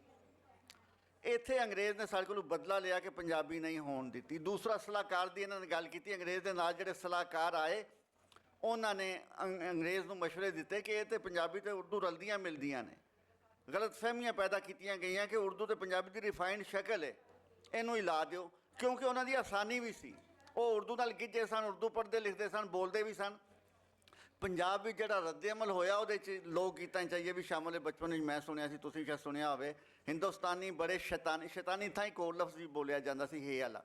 हिंदुस्तानी बड़े शैतानी आकड़ आकड़ फिरते हैं, घर से चिट्ठी आई है, बच्चे भूखे मरते हैं तो मरने दो, हम तो मज़े करते हैं। इस किस्म के लोक गीत पंजाबियों ने बनाए उन्होंने बारे। मौलाना आज़ाद ने लिखा किधरे कि इन्ना ज़्यादा उर्दू बुलेंदड़ लिखारी ते मुंशी ते मुसद्दी ते मास्टर इत्थे आया कि यूपी के स्कूल खाली हो गए। उत्थे एक अखान चल पिया कि जे दौलत कमानी है, पैसा कमाना है तो पंजाब चलो। पंजाब उन्होंने लोगों लिए दुबई सी। उत्थे स्कूलों च मास्टर नहीं। इत्थे मौलाना मोहम्मद हुसैन आज़ाद तो लैके डिप्टी नज़ीर अहमद तक, डिप्टी नज़ीर अहमद कुंजा के स्कूल दे पढ़ाते रहे, शरीफ कुंजाई के पिंड गुजरात। बेताशे इत्थे आए, कर्नल हाइड्राइड ने इत्थे मुशायरे शुरू कराए तां जे लोकां च उर्दू पॉपूलर बनाई जा सके। फिर तलीम दे च होया जिहड़ा मैट्रिक करेगा उदों मिडल सी, शायद थोड़ा घट भी सी, उर्दू दे च पढ़िया होएगा उन्होंने क्लर्की मिलेगी। माफ़ी चाहना। मुआश बड़ा वड्डा मसला हुंदा। लोगों ने क्लर्क ਲਈ नौकरी ਲਈ रोटी की खातर ਜ਼ਬਾਨ ਛੱਡਣੀ शुरू कर दी, दूजी ਜ਼ਬਾਨ पढ़नी शुरू कर दी। ਛੱਡਣ ਦਾ ਅਮਲ ਤੇ ਆਪਣੇ ਆਪ ਹੋ ਜਾਂਦਾ ਨਾ, ਬੰਦਾ ਫਿਰ ਆਸਾਨੀ ਵੇਖਦਾ ਜਿਹੜੀ ਜ਼ਬਾਨ ਨਾਲ ਗਿੱਝਿਆ ਹੋਵੇ। ਸਾਡੇ ਸਾਹਮਣੇ ਦੀ ਗੱਲ ਹੈ ਜਿਹੜੇ ਇੰਗਲੈਂਡ ਚਲੇ ਜਾਂਦੇ ਨੇ ਪੰਜਾਬੀ, ਇੱਥੇ ਦੇ ਸਿੱਖ ਦੋਸਤਾਂ ਦੀ ਗੱਲ ਨਹੀਂ ਕਰ ਰਿਹਾ, ਉਹ ਚੰਦ ਸਾਲਾਂ ਬਾਅਦ 20 ਸਾਲ ਬਾਅਦ ਆਉਂਦੇ ਨੇ ਤੇ ਉਹ ਪੰਜਾਬੀ ਉਹਨਾਂ ਕੋਲੋਂ ਸਹੀ ਬੋਲੀ ਨਹੀਂ ਜਾਂਦੀ। ਅੰਗਰੇਜ਼ੀ ਦੇ ਲਫ਼ਜ਼ ਬੇਸ਼ੁਮਾਰ ਬੋਲਦੇ ਨੇ, ਸ਼ਾਇਦ ਸੁਣਾਉਣ ਲਈ ਜਾਂ ਵੈਸੇ ਆਦੀ ਹੋ ਗਏ ਹੁੰਦੇ ਨੇ।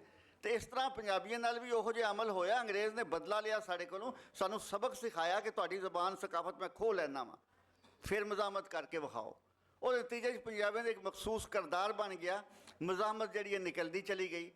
अज असी साढ़े को रोटी भी खो ली जाए ना तो असी 4 बंदे का जलूस करने, फिर बह रहना चल भुखे ही रह लांगे, मंग के खा लांगे। ये किरदार जिहड़ा बन गया इस वजह नाल बनिया कि साडी ज़बान कोई नहीं, ज़बान दे नाल साडी सकाफत गई, कल्चर गया, साडी हूरमत गई, साडी आकड़ गई। तो ज़ुबान एक बुनियादी चीज़ होंदी है, खोलो तो सारी बंदे की शख्सियत ही बदल जाती है। ये काम साडे नाल होया जी। जसवंत साहब इधर चुके ਅਸੀਂ ਉਰਦੂ ਦੀ ਗੱਲ ਕੀਤੀ ਔਰ ਅੰਗਰੇਜ਼ਾਂ ਦੀ ਗੱਲ ਕੀਤੀ। ਤੁਸੀਂ ਦੱਸੋ ਕਿ ਤੁਹਾਡੇ ਵੱਲ ਜਿਹੜੀ ਹਿੰਦੀ ਭਾਸ਼ਾ ਹੈ ਉਹਦਾ ਕਿੰਨਾ ਕਸਰ ਹੈ ਪੰਜਾਬੀ ਤੇ, ਜਾਂ ਤਾਲੀਮੀ ਅਦਾਰਿਆਂ ਤੇ, ਜਾਂ ਬਿਊਰੋਕ੍ਰੇਸੀ ਤੁਹਾਡੇ ਵੱਲ ਤੇ ਪੰਜਾਬੀ ਦੇ ਵਿੱਚ ਇਮਤਿਹਾਨ ਵੀ ਦੇ ਸਕਦੇ ਨੇ, ਸਾਡੇ ਵੱਲ ਤੇ ਇਹ ਵੀ ਨਹੀਂ। ਅਸੀਂ ਕਾਫੀ ਦੇਰ ਤੋਂ ਇਸ ਗੱਲ ਲਈ ਵਿਲਕਦੇ ਹਾਂ ਕਿ ਸਾਡੇ ਇੰਜੀਨੀਅਰਿੰਗ ਕਿਉਂ ਨਹੀਂ ਪੰਜਾਬੀ 'ਚ ਪੜ੍ਹਾਈ ਜਾਂਦੀ, ਮੈਡੀਕਲ ਕਿਉਂ ਨਹੀਂ ਪੰਜਾਬੀ 'ਚ ਪੜ੍ਹਾਇਆ ਜਾਂਦਾ, ਲਾਅ ਕਿਉਂ ਨਹੀਂ ਪੰਜਾਬੀ 'ਚ ਪੜ੍ਹਾਇਆ ਜਾਂਦਾ। ਪਰ ਤੁਹਾਡੀ ਗੱਲਬਾਤ ਸੁਣ ਕੇ ਲੱਗਦਾ ਵੀ ਅਸੀਂ ਤਾਂ ਬਹੁਤ ਚੰਗੇ ਹਾਂ। ਕਿਉਂਕਿ ਅਸੀਂ ਗ੍ਰੈਜੂਏਸ਼ਨ ਲੈਵਲ ਤੱਕ ਸਾਡੇ ਮੀਡੀਅਮ ਹੈਗਾ ਜਿਹੜਾ ਉਹ ਪੰਜਾਬੀ ਆ। ਅਤੇ ਪੰਜਾਬੀ ਦੀ ਐਮ ਏ ਤਾਂ ਜਦੋਂ ਦਾ 1954-56 ਤੋਂ ਚੱਲਦੀ ਆ। ਪਰ ਫਿਰ ਵੀ ਸਾਡੇ ਸਿਆਣਿਆਂ ਨੇ ਨਾ ਇੱਕ ਬਹੁਤ ਦੋ ਤਿੰਨ ਵਧੀਆ ਗੱਲਾਂ ਕੀਤੀਆਂ। ਇੱਕ ਉਹਨਾਂ ਨੂੰ ਇਹ ਜਿਹੜੀ ਮੈਂ ਹੁਣ ਗੱਲ ਕਰਦਾ, ਉਹਨਾਂ ਨੂੰ ਪਤਾ ਸੀ 47 ਤੋਂ ਬਾਅਦ ਕਿ ਸਾਨੂੰ ਆਪਣੀ ਤਰੱਕੀ ਕਰਨ ਲਈ ਆਪਣੀ ਜ਼ੁਬਾਨ 'ਚ ਹੀ ਕੀਤੀ ਜਾਣੀ ਆ। ਇਸ ਕਰਕੇ ਦੁਨੀਆ ਦੀ ਪਹਿਲੀ ਜ਼ੁਬਾਨ ਦੇ ਨਾਂ 'ਤੇ ਯੂਨੀਵਰਸਿਟੀ ਪੰਜਾਬ 'ਚ ਬਣੀ, ਪੰਜਾਬੀ ਯੂਨੀਵਰਸਿਟੀ। ਉਹਦਾ ਮਕਸਦ ਹੀ ਇਹ ਸੀ ਕਿ ਅਸੀਂ ਸਾਰੀ ਤਾਲੀਮ ਨੂੰ ਆਪਣੀ ਜ਼ੁਬਾਨ 'ਚ ਲੈ ਕੇ ਆਉਣਾ। ਫਿਰ ਉਹਦੇ ਲਈ ਸਭ ਤੋਂ ਵੱਡੀ ਚੀਜ਼ ਚਾਹੀਦੀ ਹੁੰਦੀ ਆ ਤਾਲੀਮ ਲਈ, ਟੈਕਸਟ ਬੁੱਕਸ। ਅਤੇ ਫਿਰ ਇੱਕ ਯੂਨੀਵਰਸਿਟੀ ਟੈਕਸਟ ਬੁੱਕ ਬੋਰਡ ਬਣਿਆ ਜਿਹਨੇ ਟੈਕਸਟ ਬੁੱਕਸ ਛਾਪਣੀਆਂ ਸ਼ੁਰੂ ਕੀਤੀਆਂ। ਤੀਜੀ ਜ਼ੁਬਾਨ ਦੀ ਡਿਵੈਲਪਮੈਂਟ ਲਈ ਬਣੀ ਇੱਕ ਮਹਿਕਮਾ ਪੰਜਾਬੀ ਬਣਿਆ, ਜਿਹੜਾ ਬਾਅਦ 'ਚ ਭਾਸ਼ਾ ਵਿਭਾਗ ਬਣਿਆ, ਜਿਹਨੂੰ ਮੈਂ ਅੱਜ ਕੱਲ੍ਹ ਹੈਡ ਕਰਦਾ। ਅਤੇ ਉਹ ਤਿੰਨਾਂ ਦਾ ਮਕਸਦ ਹੀ ਇਹ ਸੀ ਕਿ ਅਸੀਂ ਆਪਣੀ ਟੋਟਲ ਲਿਆਕਤ ਨੂੰ, ਆਪਣੀ ਟੋਟਲ ਟੈਕਨੋਲੋਜੀ ਨੂੰ, ਆਪਣੀ ਟੋਟਲ ਗਿਆਨ ਨੂੰ, ਵਿਗਿਆਨ ਨੂੰ ਆਪਣੀ ਭਾਸ਼ਾ ਦੇ ਵਿੱਚ ਉਹਨੂੰ ਸ਼ਿਫਟ ਕਰਨਾ। ਇਹ ਠੀਕ ਹੈ ਕਿ ਜਦੋਂ ਗੱਲਾਂ ਚੀਜ਼ਾਂ ਸ਼ੁਰੂ ਹੁੰਦੀਆਂ ਬਹੁਤ ਉਤਸ਼ਾਹ ਨਾਲ ਹੁੰਦੀਆਂ। ਬਿਲਡਿੰਗ ਬਣਾਉਣ ਵੇਲੇ ਪੈਸਾ ਹੁੰਦਾ, ਮੇਨਟੇਨ ਕਰਨ ਵੇਲੇ ਨਹੀਂ ਹੁੰਦਾ ਕੁਛ। ਬਿਲਕੁਲ ਇਹ ਵੀ ਉੱਦਾਂ ਦੀ ਗੱਲ ਹੈ ਕਿ ਉਹ ਸੰਸਥਾਵਾਂ ਜਿੰਨੇ ਚਾਅ ਨਾਲ ਬਣਾਈਆਂ ਉਹਨਾਂ ਨੂੰ ਚਲਾਉਣ ਲਈ ਉਹਨਾਂ ਚਾਅ ਅੱਜ ਦੀ ਤਰੀਕ 'ਚ ਨਹੀਂ ਰਿਹਾ। University text book board wind up ਹੋ ਗਿਆ। ਪੰਜਾਬੀ ਯੂਨੀਵਰਸਿਟੀ ਨੇ ਵੀ ਆਪਣਾ ਜਿਹੜਾ ਉਹਦਾ ਮੇਨ ਮੈਂਡੇਟ ਸੀ ਉਹਦੇ ਤੋਂ ਸੱਜੇ ਖੱਬੇ ਹੋ ਗਈ, ਉਹ ਚੀਜ਼ਾਂ ਹਿੱਲ ਗਈਆਂ। ਅਤੇ ਉਹ ਜ਼ਰੂਰੀ ਤੌਰ 'ਤੇ ਅਸੀਂ ਅਜੇ ਵੀ ਉੱਥੇ ਮੰਗ ਕਰਦੇ ਹਾਂ, ਜਿਹੜੀ ਕਿ ਬੜੀ ਵਾਜਬ ਆ, ਕਿ ਸਾਰੇ ਵਿਸ਼ੇ ਖਾਸ ਤੌਰ 'ਤੇ ਕਾਨੂੰਨ ਦੀ ਪੜ੍ਹਾਈ। ਅਤੇ ਜੋ ਦੋ ਬੰਦੇ ਜੇ ਉਹਨਾਂ ਨੇ ਇੱਕ ਦੂਜੇ ਨੂੰ ਗਾਲਾਂ ਪੰਜਾਬੀ 'ਚ ਕੱਢੀਆਂ ਤਾਂ ਉਹਨਾਂ ਦਾ ਮੁਕੱਦਮਾ ਵੀ ਪੰਜਾਬੀ 'ਚ ਹੀ ਹੋਣਾ ਚਾਹੀਦਾ। ਅਤੇ ਪੋਲੀਟੀਸ਼ੀਅਨ ਨੇ ਲੋਕਾਂ ਤੋਂ ਜਿਹੜੀ ਜ਼ੁਬਾਨ ਦੇ ਵਿੱਚ ਵੋਟ ਮੰਗੀ ਆ, ਉਹਦਾ ਫੈਸਲਾ ਵੀ, ਉਹਦੇ ਨਾਲ ਸੰਬੰਧਿਤ ਫੈਸਲੇ ਵੀ, ਉਹਦੇ ਸੰਬੰਧਿਤ ਡਿਸਕਸ਼ਨਸ ਵੀ ਉਸੇ ਜ਼ੁਬਾਨ 'ਚ ਹੋਣੀਆਂ ਚਾਹੀਦੀਆਂ। ਅਤੇ MLA ਮੰਤਰੀ ਕਿਸੇ ਦੇ ਪਿਓ ਦੇ ਭੋਗ 'ਤੇ ਜਿਹੜੀ ਜ਼ੁਬਾਨ 'ਚ ਬੋਲਦਾ, ਉਹ ਸੰਬੰਧਿਤ ਹਾਊਸ ਵਿੱਚ ਵੀ ਉਸੇ ਜ਼ੁਬਾਨ 'ਚ ਬੋਲੇ। ਅਤੇ ਜਿਹੜੀ ਜ਼ੁਬਾਨ ਨਾਲ ਉਹਨੂੰ ਵੋਟ ਮੰਗੀ ਆ, ਉਸੇ ਜ਼ੁਬਾਨ 'ਚ ਉਹ ਸਹੁੰ ਵੀ ਚੱਕੇ। ਅਸੀਂ ਇੱਦਾਂ ਦੀ ਤਵੱਕੋਂ ਆਪਣੇ ਪੋਲੀਟੀਸ਼ੀਅਨਾਂ ਤੋਂ, ਆਪਣੇ ਸਿਸਟਮ ਤੋਂ ਕਰਦੇ ਹਾਂ। ਇੱਕ ਸਾਨੂੰ ਤੁਹਾਡੇ ਨਾਲੋਂ ਐਡਡ ਐਡਵਾਂਟੇਜ ਇਹ ਆ, ਉਹ ਲਿਪੀ ਦਾ। ਅਤੇ ਤੁਹਾਨੂੰ ਉਰਦੂ ਨਾਲੋਂ ਪੰਜਾਬੀ ਨੂੰ ਪਛਾਣ ਦਾ ਥੋੜ੍ਹਾ ਜ਼ਿਆਦਾ ਮਸਲਾ। ਅਤੇ ਸਾਨੂੰ ਬੰਦਿਆਂ ਨੂੰ ਜੂੜੇ ਦਾ ਅਤੇ ਸਾਨੂੰ ਉੱਧਰ ਊੜੇ ਦਾ ਬਹੁਤ ਫਾਇਦਾ। ਇਹ ਸਾਡੀ ਜਿਹੜੀ ਸ਼ਨਾਖਤ ਦੀਆਂ ਦੋਨੋਂ ਚੀਜ਼ਾਂ, ਇਹਦਾ ਸਾਨੂੰ ਤੁਹਾਡੇ ਨਾਲੋਂ ਇੱਕ ਐਡਡ ਐਡਵਾਂਟੇਜ ਹੈਗਾ, ਜਿਹੜੀਆਂ ਹਿੰਦੁਸਤਾਨ ਦੀਆਂ ਦੂਜੀਆਂ ਜਿਹੜੀਆਂ ਰਾਜਸਥਾਨੀ ਨੂੰ, ਗੁਜਰਾਤੀ ਨੂੰ, ਮਰਾਠੀ ਨੂੰ ਨਹੀਂ ਹੈਗਾ। ਕਿਉਂਕਿ ਉਹਨਾਂ ਦੀ ਜਿਹੜੀ ਸਕ੍ਰਿਪਟ ਆ ਉਹ ਨਾਗਰੀ ਆ, ਦੇਵਨਾਗਰੀ ਹੀ ਆ। ਅਤੇ ਕਈ ਵਾਰੀ ਤਾਂ ਉਹਨਾਂ ਦੀਆਂ ਗੱਲਾਂ ਸੁਣ ਕੇ ਲੱਗਦਾ ਉਹ ਸਾਡੇ ਨਾਲੋਂ ਵੱਧ ਖਤਰੇ 'ਚ ਨੇ। ਅਤੇ ਹਾਲਾਂਕਿ ਸਾਨੂੰ ਖਤਰਾ ਆਪਣੇ ਵਾਲਾ ਹੀ ਵੱਡਾ ਲੱਗਦਾ ਹੁੰਦਾ। ਅਤੇ ਪਰ ਗੱਲ ਠੀਕ ਉਦੋਂ ਹੀ ਹੋਣੀ ਆ ਜਦੋਂ ਬੋਲੀ ਨੂੰ ਬੋਲਣ ਵਾਲੇ ਉਹਦੀ ਚਾਹਤ ਕਰਨਗੇ, ਕਿ ਕੋਈ ਕਿਸੇ 'ਤੇ ਬੋਲੀ ਥੋਪ ਨਹੀਂ ਸਕਦਾ। ਅਤੇ ਜੇ ਪੰਜਾਬੀ ਨੂੰ ਪੰਜਾਬੀ ਚੰਗੀ ਨਹੀਂ ਲੱਗਦੀ ਅਤੇ ਉਹਨੂੰ ਕੋਈ ਜ਼ਬਰਦਸਤੀ ਕਿਸੇ ਦੀ ਮਾਂ ਨਹੀਂ ਬਣਾ ਸਕਦਾ। ਆਪਣੀ ਮਾਂ ਨੂੰ ਆਪ ਹੀ ਮਾਂ ਕਹਿਣਾ ਪੈਣਾ, ਅਤੇ ਨਾ ਕੋਈ ਜ਼ਬਰਦਸਤੀ ਤੁਹਾਨੂੰ ਹਟਾ ਸਕਦਾ। ਅਤੇ ਇਸ ਕਰਕੇ ਤੁਸੀਂ ਇਹ ਤਾਂ ਪੱਕੀ ਗੱਲ ਹੈ ਕਿ ਤਰੱਕੀ ਤੁਸੀਂ ਆਪਣੀ ਜ਼ੁਬਾਨ 'ਚ ਹੀ ਕਰੋਗੇ। ਅਤੇ ਅਸੀਂ ਆਪਣੇ ਉੱਧਰਲੇ ਸੂਬੇ ਦਾ ਦੇਖਦੇ ਹਾਂ ਕਿ ਅਸੀਂ ਕਿਉਂਕਿ ਅੰਗਰੇਜ਼ੀ ਵਾਲਿਆਂ ਦੀ ਰੀਸੇ, ਉਹਨਾਂ ਦੀ ਟੈਕਨੋਲੋਜੀ 'ਚ ਉਹਨਾਂ ਵਾਲੇ ਢੰਗ ਤਰੀਕੇ ਨਾਲ ਤਰੱਕੀ ਕਰਨੀ ਸ਼ੁਰੂ ਕੀਤੀ। ਅਤੇ ਸਾਡਾ ਪਿਛਲੇ 40-50 ਸਾਲਾਂ 'ਚ ਇਨਵਾਇਰਨਮੈਂਟ ਵੀ ਖਰਾਬ ਹੋ ਗਿਆ, ਸਾਡੀ ਧਰਤੀ ਵੀ ਖਰਾਬ ਹੋ ਗਈ, ਅਤੇ ਸਾਡਾ ਜਿਹੜਾ ਵੈਲਿਊ ਸਿਸਟਮ ਸੀ ਉਹ ਵੀ ਕਾਫੀ ਖਰਾਬ ਹੋ ਗਿਆ। ਅਤੇ ਹੁਣ ਸਾਨੂੰ ਤਰੱਕੀ ਕਰਨ ਲਈ ਉਹਨਾਂ ਦੇ ਮਗਰ ਜਾਣਾ ਪੈਂਦਾ, ਅਤੇ ਜਿਨ੍ਹਾਂ ਨੂੰ ਅਸੀਂ ਭਜਾਉਣ ਲਈ ਸਾਰਾ ਜ਼ੋਰ ਲਾਇਆ ਸੀ। ਅਤੇ ਕਿਉਂਕਿ ਅਸੀਂ ਉਹਨਾਂ ਵਾਲੀ ਜ਼ੁਬਾਨ 'ਚ ਹੀ ਅਸੀਂ ਕੰਮ ਕਰ ਸਕਦੇ ਹਾਂ, ਇਸ ਕਰਕੇ ਅਸੀਂ ਅਮਰੀਕਾ, ਕੈਨੇਡਾ, ਆਸਟ੍ਰੇਲੀਆ ਅਤੇ ਇੰਗਲੈਂਡ 4 ਹੀ ਸਾਡੇ ਕੋਲ ਏਰੀਆਜ਼ ਨੇ। ਜਦ ਕਿ ਟੈਕਨੋਲੋਜੀ ਅਤੇ ਬਿਜ਼ਨਸ 'ਚ ਹੋਰ ਦੁਨੀਆ ਦੇ ਲੋਕਾਂ ਨੇ ਵੀ ਉਹਨਾਂ ਜਿੰਨੀ ਤਰੱਕੀ ਕੀਤੀ ਹੋਈ, ਪਰ ਅਸੀਂ ਉੱਥੇ ਨਹੀਂ ਜਾ ਸਕਦੇ ਜਾਂ ਉੱਥੇ ਨਹੀਂ ਜਾਂਦੇ, ਕਿਉਂਕਿ ਸਾਡੇ ਲਈ ਉਹ ਓਪਰੇ ਨੇ ਅਤੇ ਉਸ ਓਪਰੇਪਨ ਨੂੰ ਅਸੀਂ ਅਪਣਾਇਆ ਹੋਇਆ ਸੀ। ਉਹਨੂੰ ਅਸੀਂ ਇੱਕ ਸਟੇਟਸ ਵਾਂਗੂ ਅਪਣਾ ਲਿਆ, ਅਤੇ ਜਾਂ ਕਿਸੇ ਸੱਚਾਈ ਵਾਂਗ ਅਪਣਾ ਲਿਆ, ਜਾਂ ਕਿਸੇ ਵਹਿਮ ਦੇ ਤਹਿਤ ਅਪਣਾ ਲਿਆ। ਇਸ ਕਰਕੇ ਅਸੀਂ ਦੁਨੀਆ 'ਚ ਫੈਲਣ ਲਈ ਵੀ ਉਹਨਾਂ ਤੱਕ ਹੀ ਲਿਮਟਡ ਆ ਜਿਨ੍ਹਾਂ ਦੇ ਕਦੀ ਅਸੀਂ ਅਧੀਨ ਰਹੇ ਸੀ। ਅਤੇ ਜਾਂ ਮੈਂ ਕਹਿੰਦਾ ਹੁੰਦਾ ਕਿ ਜਿਨ੍ਹਾਂ ਦੇ ਝੂਠ ਖਾ ਕੇ ਅਸੀਂ ਤਰੱਕੀ ਕਰਨੀ ਸ਼ੁਰੂ ਕੀਤੀ, ਅਤੇ ਫਿਰ ਸਾਨੂੰ ਉਹਨਾਂ ਦੀ ਝੂਠ ਖਾਣ ਲਈ ਉਹਨਾਂ ਦੇ ਮਗਰ ਜਾਣਾ ਪੈਂਦਾ। ਅਤੇ ਇਹ ਪੱਕੀ ਗੱਲ ਆ ਕਿ ਜੇ ਅਸੀਂ ਆਪ ਤਰੱਕੀ ਕਰਨੀ ਸੀ ਅਤੇ ਅਜੇ ਵੀ ਕਰਨੀ ਆ, ਆਪਣੀ ਧਰਤੀ 'ਤੇ ਰਹਿ ਕੇ ਕਰਨੀ ਆ, ਤਾਂ ਆਪਣੀ ਬੋਲੀ ਵਿੱਚ ਹੀ ਹੋਣੀ ਆ। ਪੰਜਾਬੀ ਦੀ ਵਿਸ਼ਾਲਤਾ ਬਾਰੇ ਗੱਲ ਕਰੀਏ ਤੇ ਉਹ ਇੱਕ ਪੰਜਾਬੀ ਦਾ ਅਖਾਣ ਹੈ ਕਿ ਇਹ ਦੁਨੀਆ ਦੀ ਸ਼ਾਇਦ ਉਹ ਵਾਹਦ ਬੋਲੀ ਹੈ ਜਿਹਦੇ ਵਿੱਚ ਇੱਕ ਬੱਚੇ ਦੇ ਜੰਮਣ ਤੋਂ ਲੈ ਕੇ ਉਹਦੇ ਮਰਨ ਤੱਕ ਦੇ ਗੀਤ ਸ਼ਾਮਲ ਨੇ। ਉਹਦੇ ਜਦੋਂ ਜੰਮਦਾ ਲੋਰੀ ਸੁਣਾਈ ਜਾਂਦੀ ਹੈ, ਫਿਰ ਉਹਦੇ ਨਾਲ ਨਾਲ ਗੀਤ ਵੀ ਜਵਾਨ ਹੁੰਦੇ ਜਾਂਦੇ ਨੇ। ਕੁੜੀਆਂ ਦੇ ਵੱਖਰੇ ਨੇ, ਮੁੰਡਿਆਂ ਦੇ ਵੱਖਰੇ ਨੇ, ਢੋਲੇ ਟੱਪੇ, ਮਾਈਏ, ਜੁਗਨੀ, ਚੁਰਸੀਆ, ਸਿੱਠਣੀਆਂ, ਕਿੰਨੇ ਗੀਤ ਨੇ ਔਰ ਵੈਣ ਤੇ ਜਾ ਕੇ ਮੁੱਕਦੇ ਨੇ। ਤੇ ਇਹ ਸਾਡੀ ਜ਼ੁਬਾਨ ਨੂੰ ਹੀ ਫੋਕੀਅਤ ਹੈ ਕਿ ਇਹਦੇ ਵਿੱਚ ਇਕਬਾਲ ਦੇ ਜੰਮਣ ਤੋਂ ਲੈ ਕੇ ਉਹਦੇ ਮਰਨ ਤੱਕ ਦਾ ਜਿਹੜੀ ਗੀਤ ਨੇ, ਜਜ਼ਬੇ ਨੇ, ਉਹ ਸਮਾਏ ਹੋਏ ਨੇ। ਇਸੇ ਤਰੀਕੇ ਅਸੀਂ ਅਗਰ ਪੰਜਾਬੀ ਦੀ ਲਿਪੀ ਦੀ ਗੱਲ ਹੋ ਰਹੀ ਸੀ ਤੇ ਲਿਪੀ ਨੂੰ ਵੇਖੀਏ ਤੇ ਇਸ ਵੇਲੇ ਤੱਕ ਪੰਜਾਬੀ 5 ਲਿਪੀਆਂ ਦੇ ਵਿੱਚ ਲਿਖੀ ਜਾ ਰਹੀ ਹੈ।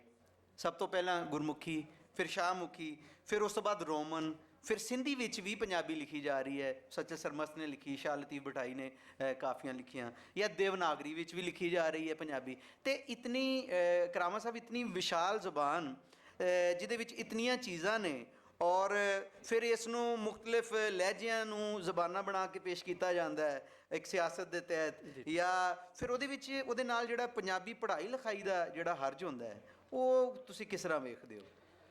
ਪਹਿਲੇ ਤੇ ਲਿਪੀ ਦੇ ਹਵਾਲੇ ਨਾਲ ਚੜ੍ਹ ਦੇ ਵੱਲੋਂ ਸੂਝਵਾਨ ਇੱਥੇ ਆਏ ਬੈਠੇ ਨੇ।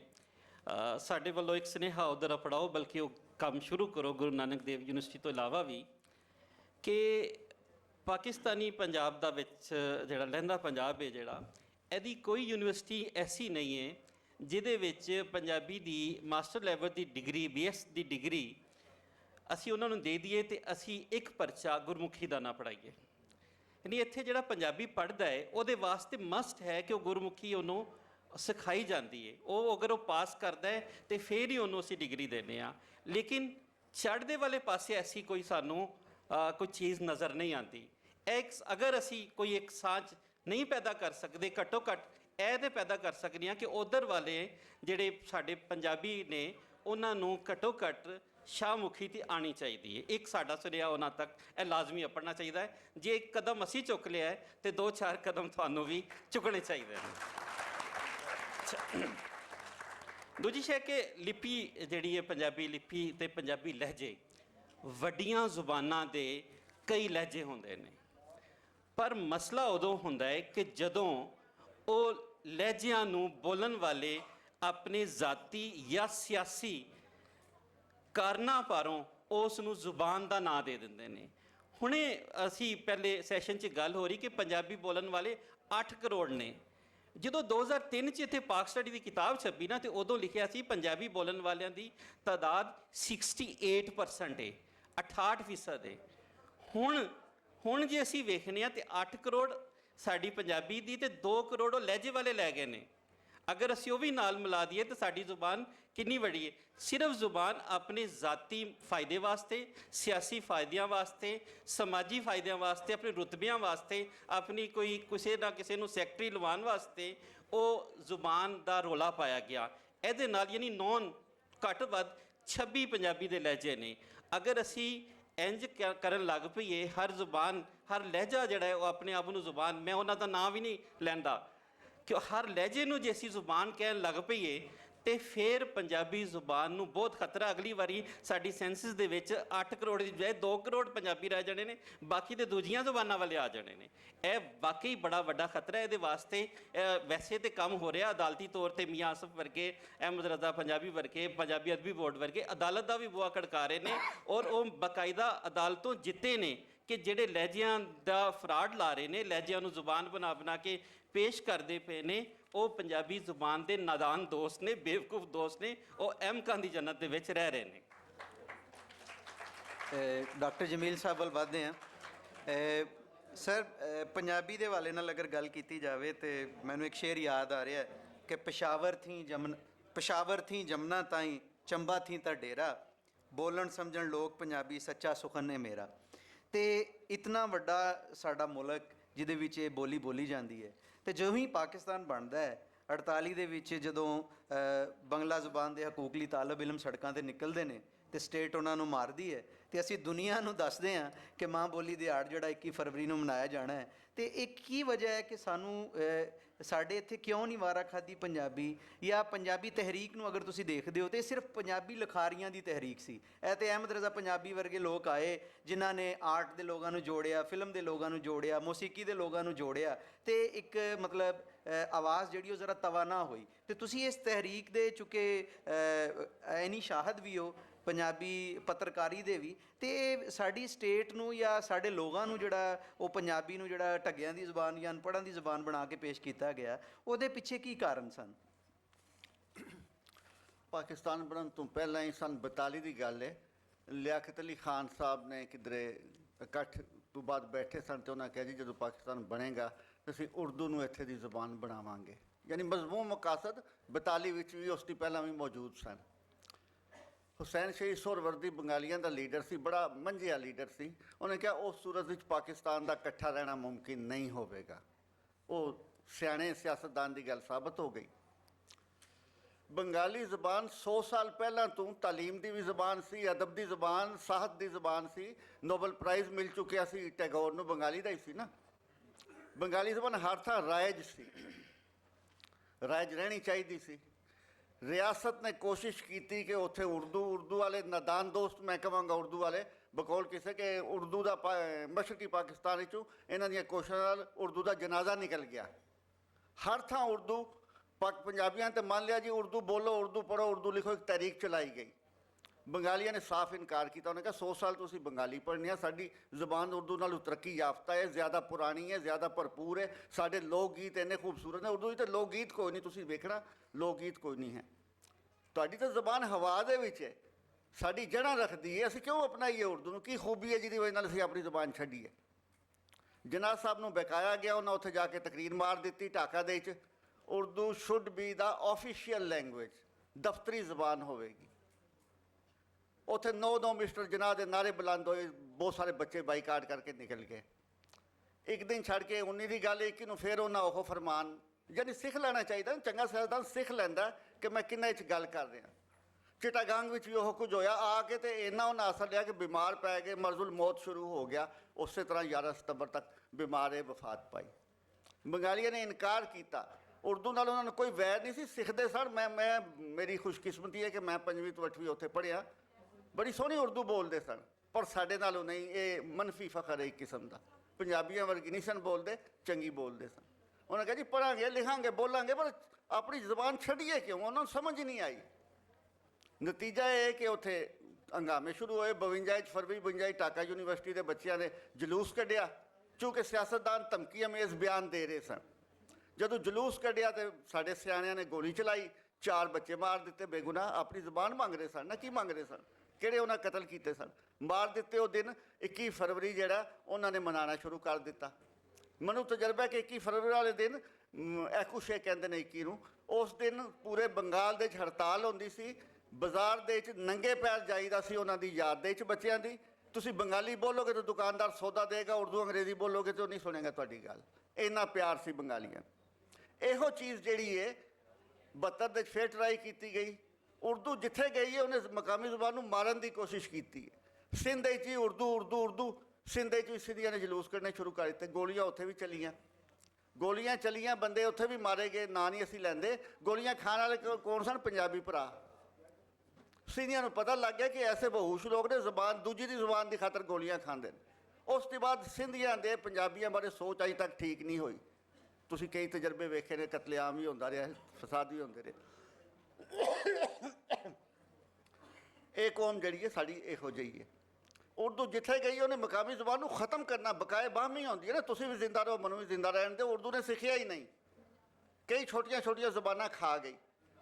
ਇੱਥੇ ਪੰਜਾਬ ਦੇ ਵਿੱਚ ਵੀ ਖਾਣ ਦੀ ਕੋਸ਼ਿਸ਼ ਕੀਤੀ ਗਈ। ਬਬਾਏ ਉਰਦੂ ਨੇ ਕਿਹਾ आप एक दिन ऐसा आएगा कि अहले पंजाब की ज़बान उर्दू होगी। ਇਹ ਖਾਬ ਵੇਖ ਕੇ ਉਹ ਇੱਥੇ ਤਸ਼ਰੀਫ ਲਿਆਏ ਸਨ। ਜ਼ਬਾਨ ਨੂੰ ਖਤਮ ਕਰ ਦੇਣਾ। ਬਈ ਕਿਉਂ ਖਤਮ ਕਰ ਦੇਣਾ? ਇੱਥੇ ਬੰਦੇ ਨਹੀਂ ਰਹਿੰਦੇ, ਤੁਹਾਡੇ ਵਰਗੇ ਹੀ ਨੇ। ਜ਼ਬਾਨ ਤੁਸੀਂ ਜੇ ਚੰਗੀ ਹੋਵੇਗੀ, ਅਗਲੇ ਮੈਂ ਆਪ ਉਰਦੂ ਦੇ ਵਿੱਚ ਐਮਏ ਕੀਤੇ ਆ, ਗੋਲਡ ਮੈਡਲਿਸਟ ਆ, ਪੜ੍ਹਨੀ ਚਾਹੀਦੀ ਹੈ। ਪਰ ਇਹ ਕਿ ਮੈਂ ਪੰਜਾਬੀ ਛੱਡ ਕੇ ਉਰਦੂ ਅਪਣਾ ਲਵਾਂ, ਬਈ ਕਿਉਂ? ਮੇਰਾ ਦਿਮਾਗ ਖਰਾਬ ਹੈ? ਮੈਨੂੰ ਪਾਗਲ ਕੁੱਤੇ ਨੇ ਕੱਟਿਆ ਕਿ ਮੈਂ ਜ਼ਬਾਨ ਛੱਡ ਦਿਆਂ ਆਪਣੀ? ਕਿਉਂ ਛੱਡਾਂ? ਉਹਨਾਂ ਦਾ ਪਹਿਲਾ ਮੁਤਾਲਬਾ ਇਹ ਹੁੰਦਾ ਕਿ ਜ਼ਬਾਨ ਛੱਡ ਦਿਓ। ਪੰਜਾਬੀ ਬਾਰੇ ਕੀ ਗੰਦ ਖਿਲਾਰਿਆ ਗਿਆ ਜੀ, ਪੰਜਾਬੀ 'ਚ ਲਹਿਜੇ ਬੋਲਦੇ हैं। ਪੰਜਾਬੀ ਇੱਕ ਸਿਆਸੀ ਸਾਡੇ ਲੀਡਰ ਨੇ ਕਿਹਾ ਪੰਜਾਬੀ ਤੋਂ ਗਾਲੀਆਂ ਕੀ ਜ਼ਬਾਨ ਹੈ। ਬਈ ਤੇਰੀ ਮਾਦਰੀ ਜ਼ਬਾਨ ਹੈ, ਤੇਰੀ ਮਾਂ ਗਾਲਾਂ ਕੱਢਦੀ ਹੋਵੇਗੀ, ਘਰ ਸੁਣੀਆਂ ਤੇ ਤੂੰ ਕਹਿ ਦਿੱਤਾ। ਇਹੋ ਹੀ ਹੈ ਨਾ। ਹਰ ਜ਼ਬਾਨ ਵਿੱਚ ਗਾਲਾਂ ਹੁੰਦੀਆਂ ਨੇ, ਹਰ ਜ਼ਬਾਨ ਵਿੱਚ ਭੈੜੀ। ਮਾਂ ਦੀ ਗੱਲ ਕਿਹੜੀ ਜ਼ਬਾਨ ਹੈ ਜਿਹਦੇ 'ਚ ਨਾ ਹੋਵੇ? ਭੈਣ ਦੀ ਗੱਲ ਕਿਹੜੀ ਜ਼ਬਾਨ ਵਿੱਚ ਨਹੀਂ ਹੈ? ਹਰ ਜ਼ਬਾਨ ਵਿੱਚ ਗਾਲਾਂ ਹੁੰਦੀਆਂ। ਮੇਰੇ ਇੱਕ ਦੋਸਤ ਅਰਬ ਰਹਿ ਕੇ ਆਏ ਸਨ, ਅੰਗਰੇਜ਼ੀ ਦੇ ਪ੍ਰੋਫੈਸਰ। ਮੈਂ ਉਹਨਾਂ ਨੂੰ ਪੁੱਛਿਆ, ਮੈਂ ਕਿਹਾ ਅਰਬ ਸ਼ਰੀਫ ਵਿੱਚ ਕਿਹੜੀ ਗੱਲ ਸਭ ਤੋਂ ਜ਼ਿਆਦਾ ਚੱਲਦੀ ਹੈ? ਉਹਨੇ ਕਿ ਗਲੀਆਂ 'ਚ ਖੇਡਦੇ ਬੱਚੇ ਵੀ ਫਲਾਣਾ ਲਫ਼ਜ਼ ਬੋਲਦੇ ਰਹਿੰਦੇ ਨੇ। ਉਹ ਫਲਾਣਾ ਲਫ਼ਜ਼ ਕੀ ਸੀ? ਮਾਂ ਦੇ ਨਾਲ ਕੋਈ ਤਾਲੁਕਾਤ ਵਾਲੀ ਗੱਲ ਜਿਹੜੀ ਹੈ, ਗੱਲ ਸੀ ਉਹ। ਆਮ ਬੋਲੀਆਂ ਜਾਂਦੀਆਂ। ਅਰਬ ਸ਼ਰੀਫ ਤੋਂ ਲੈ ਕੇ ਹਰ ਥਾਂ, ਕਾਬਲ ਤੋਂ ਜਮਨਾ ਤਾਈਂ ਹਰ ਥਾਂ ਗਾਲ ਚੱਲਦੀ ਹੈ। ਅੰਗਰੇਜ਼ ਗਾਲ ਨਹੀਂ ਕੱਢਦਾ, ਸਾਰੇ ਗਾਲਾਂ ਕੱਢਦੇ ਨੇ। ਐਵੇਂ ਗਲਤ ਫਹਿਮੀਆਂ ਪੈਦਾ ਕੀਤੀਆਂ। ਫਿਰ ਇੱਕ ਹੋਰ ਨਵਾਂ ਜਿਹੜਾ ਚੱਕਰ ਚਲਾਇਆ ਗਿਆ ਕਿ ਉਰਦੂ ਜਿਹੜੀ ਹੈ ਪੰਜਾਬੀ ਦੀ ਰਿਫਾਈਨਡ ਸ਼ਕਲ ਹੈ। ਇੱਕ ਸਾਹਿਬ ਨੇ ਜਨਾਬ ਪੰਜਾਬ में ਉਰਦੂ ਵਾਲਿਆਂ ਫਰਮਾਇਆ ਕਿ ਪੰਜਾਬ ਵਿੱਚ ਉਰਦੂ ਨੇ ਜਨਮ ਲਿਆ। ਬਈ ਜਿੱਥੇ ਜ਼ੁਬਾਨ ਜਨਮ ਲੈਂਦੀ ਹੈ ਉੱਥੇ ਪਿੰਡਾਂ 'ਚ ਬੋਲੀ ਜਾਂਦੀ ਹੈ, ਲੋਕ ਗੀਤ ਹੁੰਦੇ ਨੇ। ਉਰਦੂ ਕਿਹੜੇ ਪਿੰਡ ਵਿੱਚ ਬੋਲੀ ਜਾਂਦੀ ਹੈ? ਤੇ ਹੁਣ ਤੱਕ ਸਿਰ ਤੋੜ ਕੋਸ਼ਿਸ਼ਾਂ ਦੇ ਬਾਵਜੂਦ ਪੰਜਾਬ ਦੇ ਪਿੰਡਾਂ 'ਚ ਉਰਦੂ ਪੂਰੀ ਤਰ੍ਹਾਂ ਨਹੀਂ ਗਈ। 24 ਘੰਟੇ ਟੈਲੀਵਿਜ਼ਨ ਭੌਂਕਦਾ ਰਹਿੰਦਾ ਉਰਦੂ, ਨਹੀਂ ਲੋਕਾਂ ਨੇ ਬੋਲਣੀ ਸਿੱਖੀ, ਉਸ ਤਰ੍ਹਾਂ ਨਹੀਂ ਬੋਲ ਸਕਦੇ। ਇਹ ਵੀ ਪਿੰਡਾਂ 'ਚ ਨਹੀਂ ਗਈ ਉਰਦੂ ਜੀ, ਪੰਜਾਬ ਵਿੱਚ ਜਨਮ ਲਿਆ। ਤੇ ਇਹੋ ਜਿਹੀਆਂ ਗਲਤ ਫਹਿਮੀਆਂ ਕੀਤੀਆਂ ਗਈਆਂ ਨੇ। ਬਾਕੀ ਉਰਦੂ ਆਪਣੇ ਘਰ ਖੁਸ਼ ਰਵੇ, ਸਾਨੂੰ ਉਰਦੂ ਨਾਲ ਕੋਈ ਦੁਸ਼ਮਣੀ ਨਹੀਂ ਹੈ। ਪੰਜਾਬੀ ਨੂੰ ਤੇ ਆਪਣੇ ਘਰ ਸੁਖੀ ਵਸਣ ਦਿਓ ਨਾ। ਇਹ ਉਹ ਅੱਗ ਲੈਣ ਆਈ ਹੈ ਜਿਹੜੀ ਘਰ ਦੀ ਮਾਲਕ ਬਣ ਗਈ ਹੈ। ਜੀ ਜਸਵੰਤ ਸਾਹਿਬ, ਤੁਹਾਡੇ ਵੱਲ ਵੱਧਦਾ ਕਿ ਅਸੀਂ ਵੇਖਦੇ ਹਾਂ 70 ਤੱਕ ਦਾ ਜਿਹੜਾ ਸਾਹਿਤ ਹੈ, ਦੋ ਪਾਸੇ ਲਿਖਿਆ ਜਾਣ ਵਾਲਾ। ਸਾਨੂੰ ਜਦੋਂ ਸ਼ਿਵ ਕੁਮਾਰ ਕਹਿੰਦਾ ਹੈ, ਇੱਕ ਮੇਰੀ ਅੱਖ ਕਾਸ਼ਨੀ, ਦੂਜਾ ਰਾਤ ਦੇ ਨੀਂਦਰੇ ਨੇ ਮਾਰਿਆ, ਸ਼ੀਸ਼ੇ 'ਚ ਤਰੇੜ ਪੈ ਗਈ, ਵਾਲ ਵਾਹੁੰਦੀ ਨੇ ਧਿਆਨ ਜਦੋਂ ਮਾਰਿਆ, ਤੇ ਇੰਜ ਲੱਗਦਾ ਨਾਲ ਦੇ ਘਰ ਵਿੱਚ ਕੋਈ ਬੋਲ ਰਿਹਾ। ਪ੍ਰੋਫੈਸਰ ਮੋਹਨ ਸਿੰਘ ਜਦੋਂ ਕਹਿੰਦਾ ਹੈ ਕਿ ਤੇਰੀ ਖੋਜ ਚੱਕਲ ਦੇ ਖੰਭ ਝੜ ਗਏ, ਤੇਰੀ ਭਾਲ 'ਚ ਥੋਥਾ ਖਿਆਲ ਹੋਇਆ, ਲੱਖਾਂ ਉਂਗਲਾਂ ਗੁੰਝਲਾਂ ਖੋਲ ਥੱਕੀਆਂ, ਤੇਰੀ ਜ਼ੁਲਫ ਦਾ ਸਿੱਧਾ ਨਾ ਵਾਲ ਹੋਇਆ। ਤੇ ਇਹ ਲਿਟਰੇਚਰ ਜਿਹੜਾ ਸਾਂਝਾ ਸੀ 70 ਤੱਕ। ਅੱਛਾ, ਸੰਤ ਸਿੰਘ ਸੇਖੋਂ ਆਉਂਦੇ ਨੇ ਜਾਂ ਹੋਰ ਲੋਕ ਆਉਂਦੇ ਨੇ, ਤੇ ਉਹਦੇ ਵਿੱਚ ਜਦੋਂ ਇਸਤਲਾਹਾਂ ਘੜੀਆਂ ਜਾਂਦੀਆਂ ਨੇ, ਮਤਲਬ ਸਾਡੇ ਹੁਣ ਇੱਧਰ ਅਸੀਂ ਕਹਿੰਦੇ ਹਾਂ ਕਿ ਹਕੀਕਤ ਨਗਾਰੀ ਲਈ ਯਥਾਰਥ ਲਫ਼ਜ਼ ਹੈ ਤੁਹਾਡੇ ਵੱਲ, ਤੇ ਇਹ ਜਿਹੜੀ ਇਹਦੇ ਨਾਲ ਜਿਹੜੀ ਇਸ ਸ਼ਬਦਾਵਲੀ ਨਾਲ ਜਿਹੜੀ ਬੋਲੀ ਭਾਰੀ ਹੋਈ, ਤੇ ਉਹ ਜਿਹੜਾ ਸਾਡੇ ਅੰਦਰ ਜਿਹੜਾ ਲਿਟਰੇਚਰ ਦੇ ਵਿੱਚ ਪਾੜ ਪਿਆ, ਤੁਸੀਂ ਉਹ ਇੱਕ ਅਦਾਰਾ ਵੀ ਚਲਾ ਰਹੇ ਹੋ ਭਾਸ਼ਾ ਵਿਭਾਗ, ਤੇ ਉਹ ਇਸ ਸਿਲਸਿਲੇ 'ਚ ਕੀ ਕਰ ਰਿਹਾ? ਮੇਰੇ ਖਿਆਲ ਨਾਲ ਇਸ ਸਿਲਸਿਲੇ ਵਿੱਚ ਸਾਡੇ ਵੱਲ ਨਜਮ ਹੁਸੈਨ ਸੈਯਦ ਜਾਂ ਹੋਰ ਇਸ ਤਰ੍ਹਾਂ ਦੇ ਲੋਕਾਂ ਨੇ ਕੰਮ ਕੀਤਾ। ਤੁਹਾਡੇ ਵੱਲ ਅਮਰਜੀਤ ਚੰਦਨ ਨੇ ਵੀ ਇਹ ਪੁਲ ਬਣਾਉਣ ਦੀ ਕੋਸ਼ਿਸ਼ ਕੀਤੀ ਕਿ ਸਾਂਝੀ ਲਫ਼ਜ਼ਾਲੀ ਨੂੰ ਜਿਹੜਾ ਹੈ ਉਹ ਲੈ ਕੇ ਚੱਲਿਆ ਜਾਵੇ। ਤੇ ਜਦੋਂ ਅਸੀਂ ਤੁਹਾਡਾ ਕਹਾਣੀ ਪੜ੍ਹਦੇ ਹਾਂ, ਨਾਵਲ ਪੜ੍ਹਦੇ ਹਾਂ, ਇੰਜ ਲੱਗਦਾ ਸਾਡੇ ਨਾਲ ਦੇ ਘਰ ਦਾ ਬੰਦਾ ਲਿਖ ਰਿਹਾ। ਸ਼ਾਇਰੀ ਸੁਣਦੇ ਹਾਂ ਇਸੇ ਤਰ੍ਹਾਂ ਹੀ ਆ। ਲੇਕਿਨ ਜਦੋਂ ਅਸੀਂ ਕੋਈ ਮੰਤਕ ਦੀ ਕਿਤਾਬ, ਕ੍ਰਿਟਿਸਿਜ਼ਮ ਦੀ ਕਿਤਾਬ ਜਾਂ ਸਮੀਖਿਆ ਦੀ ਕਿਤਾਬ ਪੜ੍ਹਦੇ ਹਾਂ, ਤੇ ਅਸੀਂ ਬਿਲਕੁਲ ਉਹਨਾਂ ਅਲਫਾਜ਼ ਤੋਂ ਜਿਹੜਾ ਹੈ ਉਹ ਬੇਬਹਿਰਾ ਜੇ ਲੱਗਦੇ ਹਾਂ। ਉਹਦੇ ਦੋ ਨੇ ਕਾਰਨ। ਇੱਕ ਤਾਂ ਕ੍ਰਿਟਿਕ ਨੇ ਇਹ ਸਾਬਤ ਕਰਨਾ ਹੁੰਦਾ ਕਿ ਉਹ ਬਹੁਤ ਸਿਆਣਾ ਆ, ਤੇ ਉਹਨੇ ਸਿਆਣਾ ਸਾਬਤ ਕਰਨ ਲਈ ਇਹੋ ਜਿਹੀ ਲਫਾਜ਼ੀ ਪਾਉਣੀ ਹੁੰਦੀ ਜਿਹੜੀ ਤੁਹਾਡੇ ਮੇਰੇ ਸਮਝ ਨਾ ਆਵੇ, ਤੇ ਉਹ ਆਪਣੀ ਜ਼ੁਬਾਨ ਵਾਲੀ ਤਾਂ ਫਿਰ ਸਮਝ ਆ ਹੀ ਜਾਣੀ ਹੁੰਦੀ ਹੈ ਬਿਲਕੁਲ, ਤੇ ਉਹਨੇ ਫਿਰ ਸੱਜੋਂ ਖੱਬਿਓਂ ਲੈਣੀ ਹੁੰਦੀ ਹੈ। ਤੇ ਦੂਜਾ ਕਾਰਨ ਇਹ ਆ ਕਿ ਆਪਣਾ ਜਿਹੜਾ ਬਾਰਡਰ ਆ ਨਾ ਜੀ, ਇਹਨੇ ਤੁਹਾਡੇ ਲਈ ਚੜ੍ਹਦਾ ਪਾਸਾ ਬੰਦ ਕਰਤਾ ਆਵਾਜਾਈ ਦਾ, ਸਾਡੇ ਲਈ ਲਹਿੰਦਾ ਪਾਸਾ ਬੰਦ ਕਰਤਾ। ਗੁਰੂ ਗੋਬਿੰਦ ਸਿੰਘ ਮਹਾਰਾਜ ਦੇ 4 ਪੁੱਤਰ ਨੇ, 2 ਨੇ ਜਿਹੜੇ ਵੱਡੇ, ਉਹਨਾਂ ਦੇ ਜਿਹੜੇ ਨਾਮ ਨੇ ਮੂਲ ਆ ਉਹ ਸੰਸਕ੍ਰਿਤ ਚੋਂ ਆ, ਅਜੀਤ ਜੁਝਾਰ, ਤੇ ਜ਼ੋਰਾਵਰ ਫਤਿਹ ਸਿੰਘ ਫਾਰਸੀ ਤੋਂ ਨੇ। ਕਿ ਦੋ ਚੜ੍ਹਦੇ ਪਾਸੇ ਦੀ ਤਹਿਜ਼ੀਬ ਦੀ ਬੋਲੀ ਦੇ ਨੇ, 2 ਲਹਿੰਦੇ ਪਾਸੇ ਦੀ। ਜਦੋਂ ਫਿਰ ਰਸਤਾ ਬੰਦ ਹੋ ਗਿਆ ਤਾਂ ਫਿਰ ਚਾਰੋਂ ਇੱਕੋ ਪਾਸੇ ਉੱਤੇ ਆਉਣਗੇ, ਤੁਹਾਡੇ 4 ਵੀ ਇੱਕੋ ਹੀ ਪਾਸੇ ਆਉਣਗੇ, ਸਾਡੇ 4 ਵੀ ਇੱਕੋ ਹੀ ਪਾਸੇ ਆਉਣਗੇ। ਤੇ ਜਦੋਂ ਫਿਰ ਉਹ ਸੰਤੁਲਨ ਨਹੀਂ ਰਹੇਗਾ ਤੇ ਤੁਹਾਨੂੰ ਸਾਡੀ ਗੱਲ ਘੱਟ ਸਮਝ ਲੱਗੇਗੀ ਤੇ ਦੂਜਾ ਹੁੰਦਾ ਟੈਕਨੋਲੋਜੀ।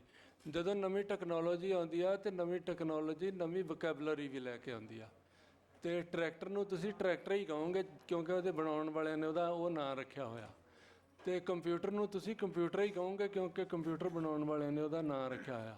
ਨੇਮਿੰਗ ਹੋਰ ਗੱਲ ਆ, ਭਾਸ਼ਾ ਹੋਰ ਗੱਲ ਆ, ਤੇ ਇਹ ਨੇਮਿੰਗ ਦਾ ਮਸਲਾ ਆ।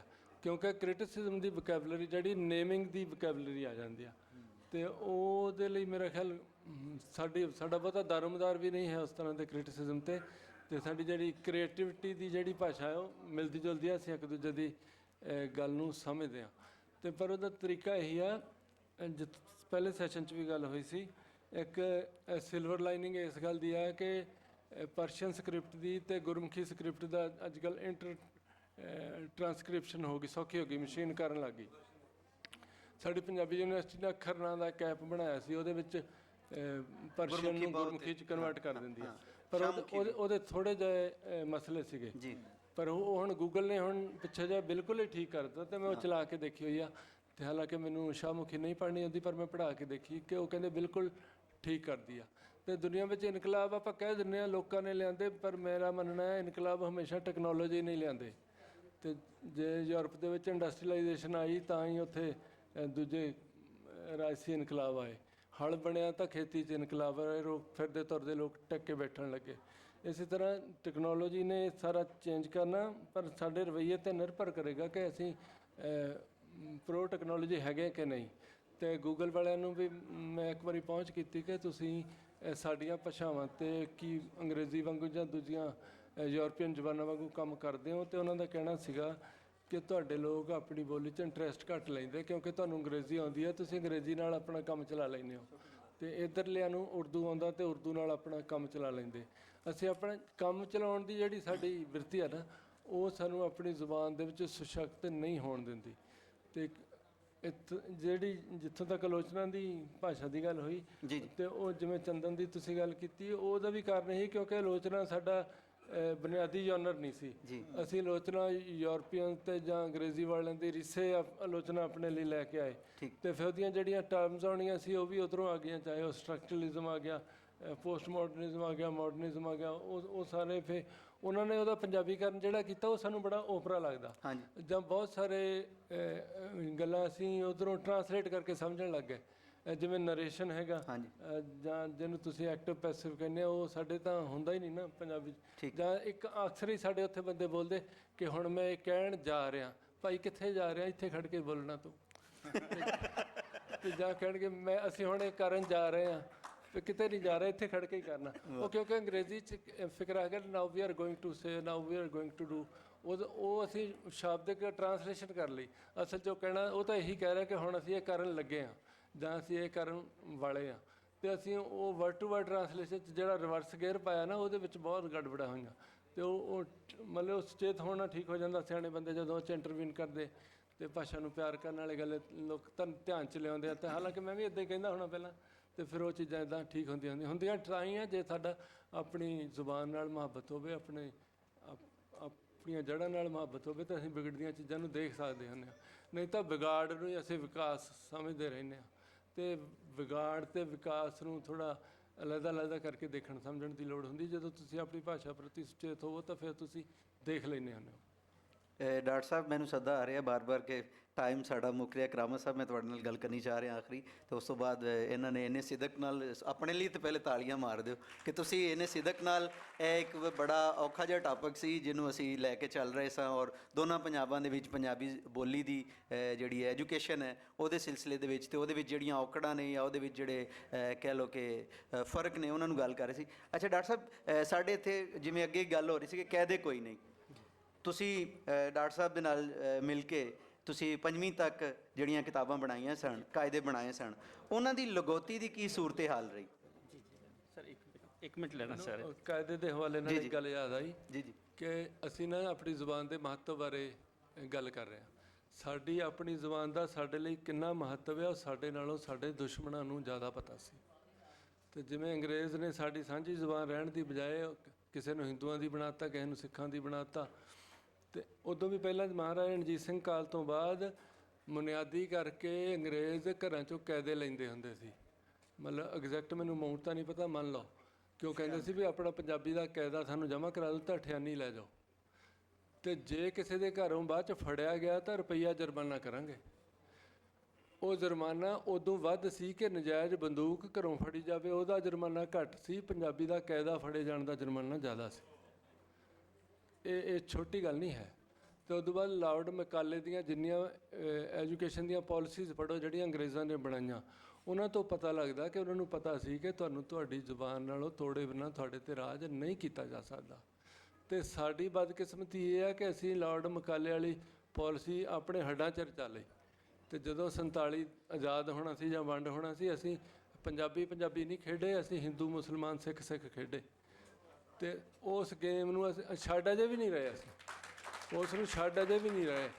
ਤੇ ਜੇ ਅਸੀਂ ਪੰਜਾਬੀ ਖੇਡੇ ਹੁੰਦੇ ਤਾਂ ਪਾਕਿਸਤਾਨ ਨਾਲੋਂ ਤੇ ਹਿੰਦੁਸਤਾਨ ਨਾਲੋਂ ਵੱਡਾ ਇਹਨਾਂ ਦੇ ਵਿਚਾਲੇ ਇੱਕ ਪੰਜਾਬ ਨਾਂ ਦਾ ਦੇਸ਼ ਹੋਣਾ ਸੀ। ਜੇ ਸਮਾਂ ਮਿਲਿਆ ਤਾਂ ਇਹਦੇ ਬਾਰੇ ਮੈਂ ਬਾਅਦ 'ਚ ਗੱਲ ਕਰਾਂਗਾ।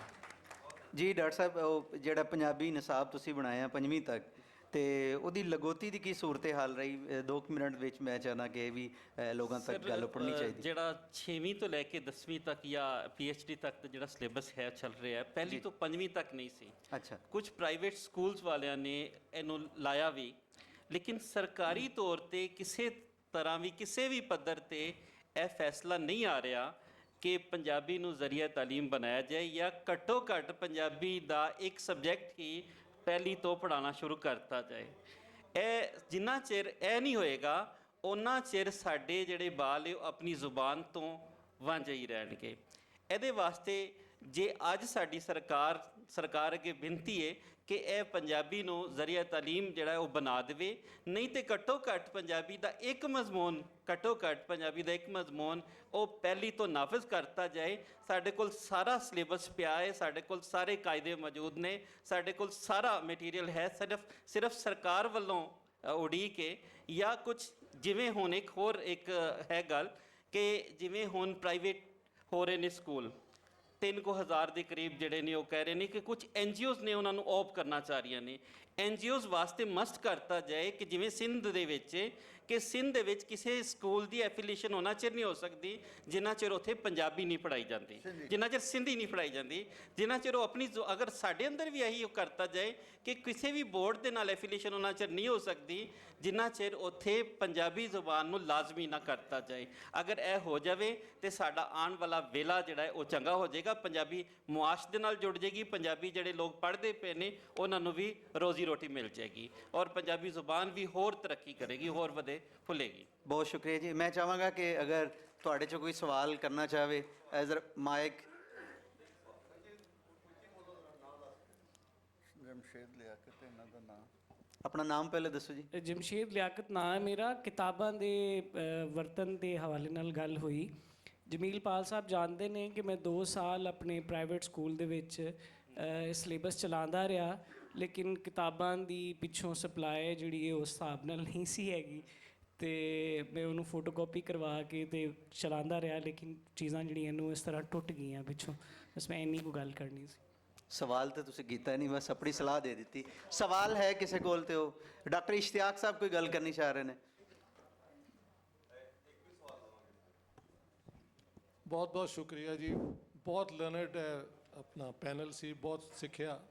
ਲੇਕਿਨ ਮੈਂ ਸਮਝਦਾ ਤੁਸੀਂ ਸਾਰਿਆਂ ਨੇ ਇਹ ਪੰਜਾਬੀ ਨੂੰ ਇਮੋਸ਼ਨਲ ਮੋਡ ਵਿੱਚ ਜ਼ਿਆਦਾ ਸਟੱਡੀ ਕੀਤਾ ਹੈ।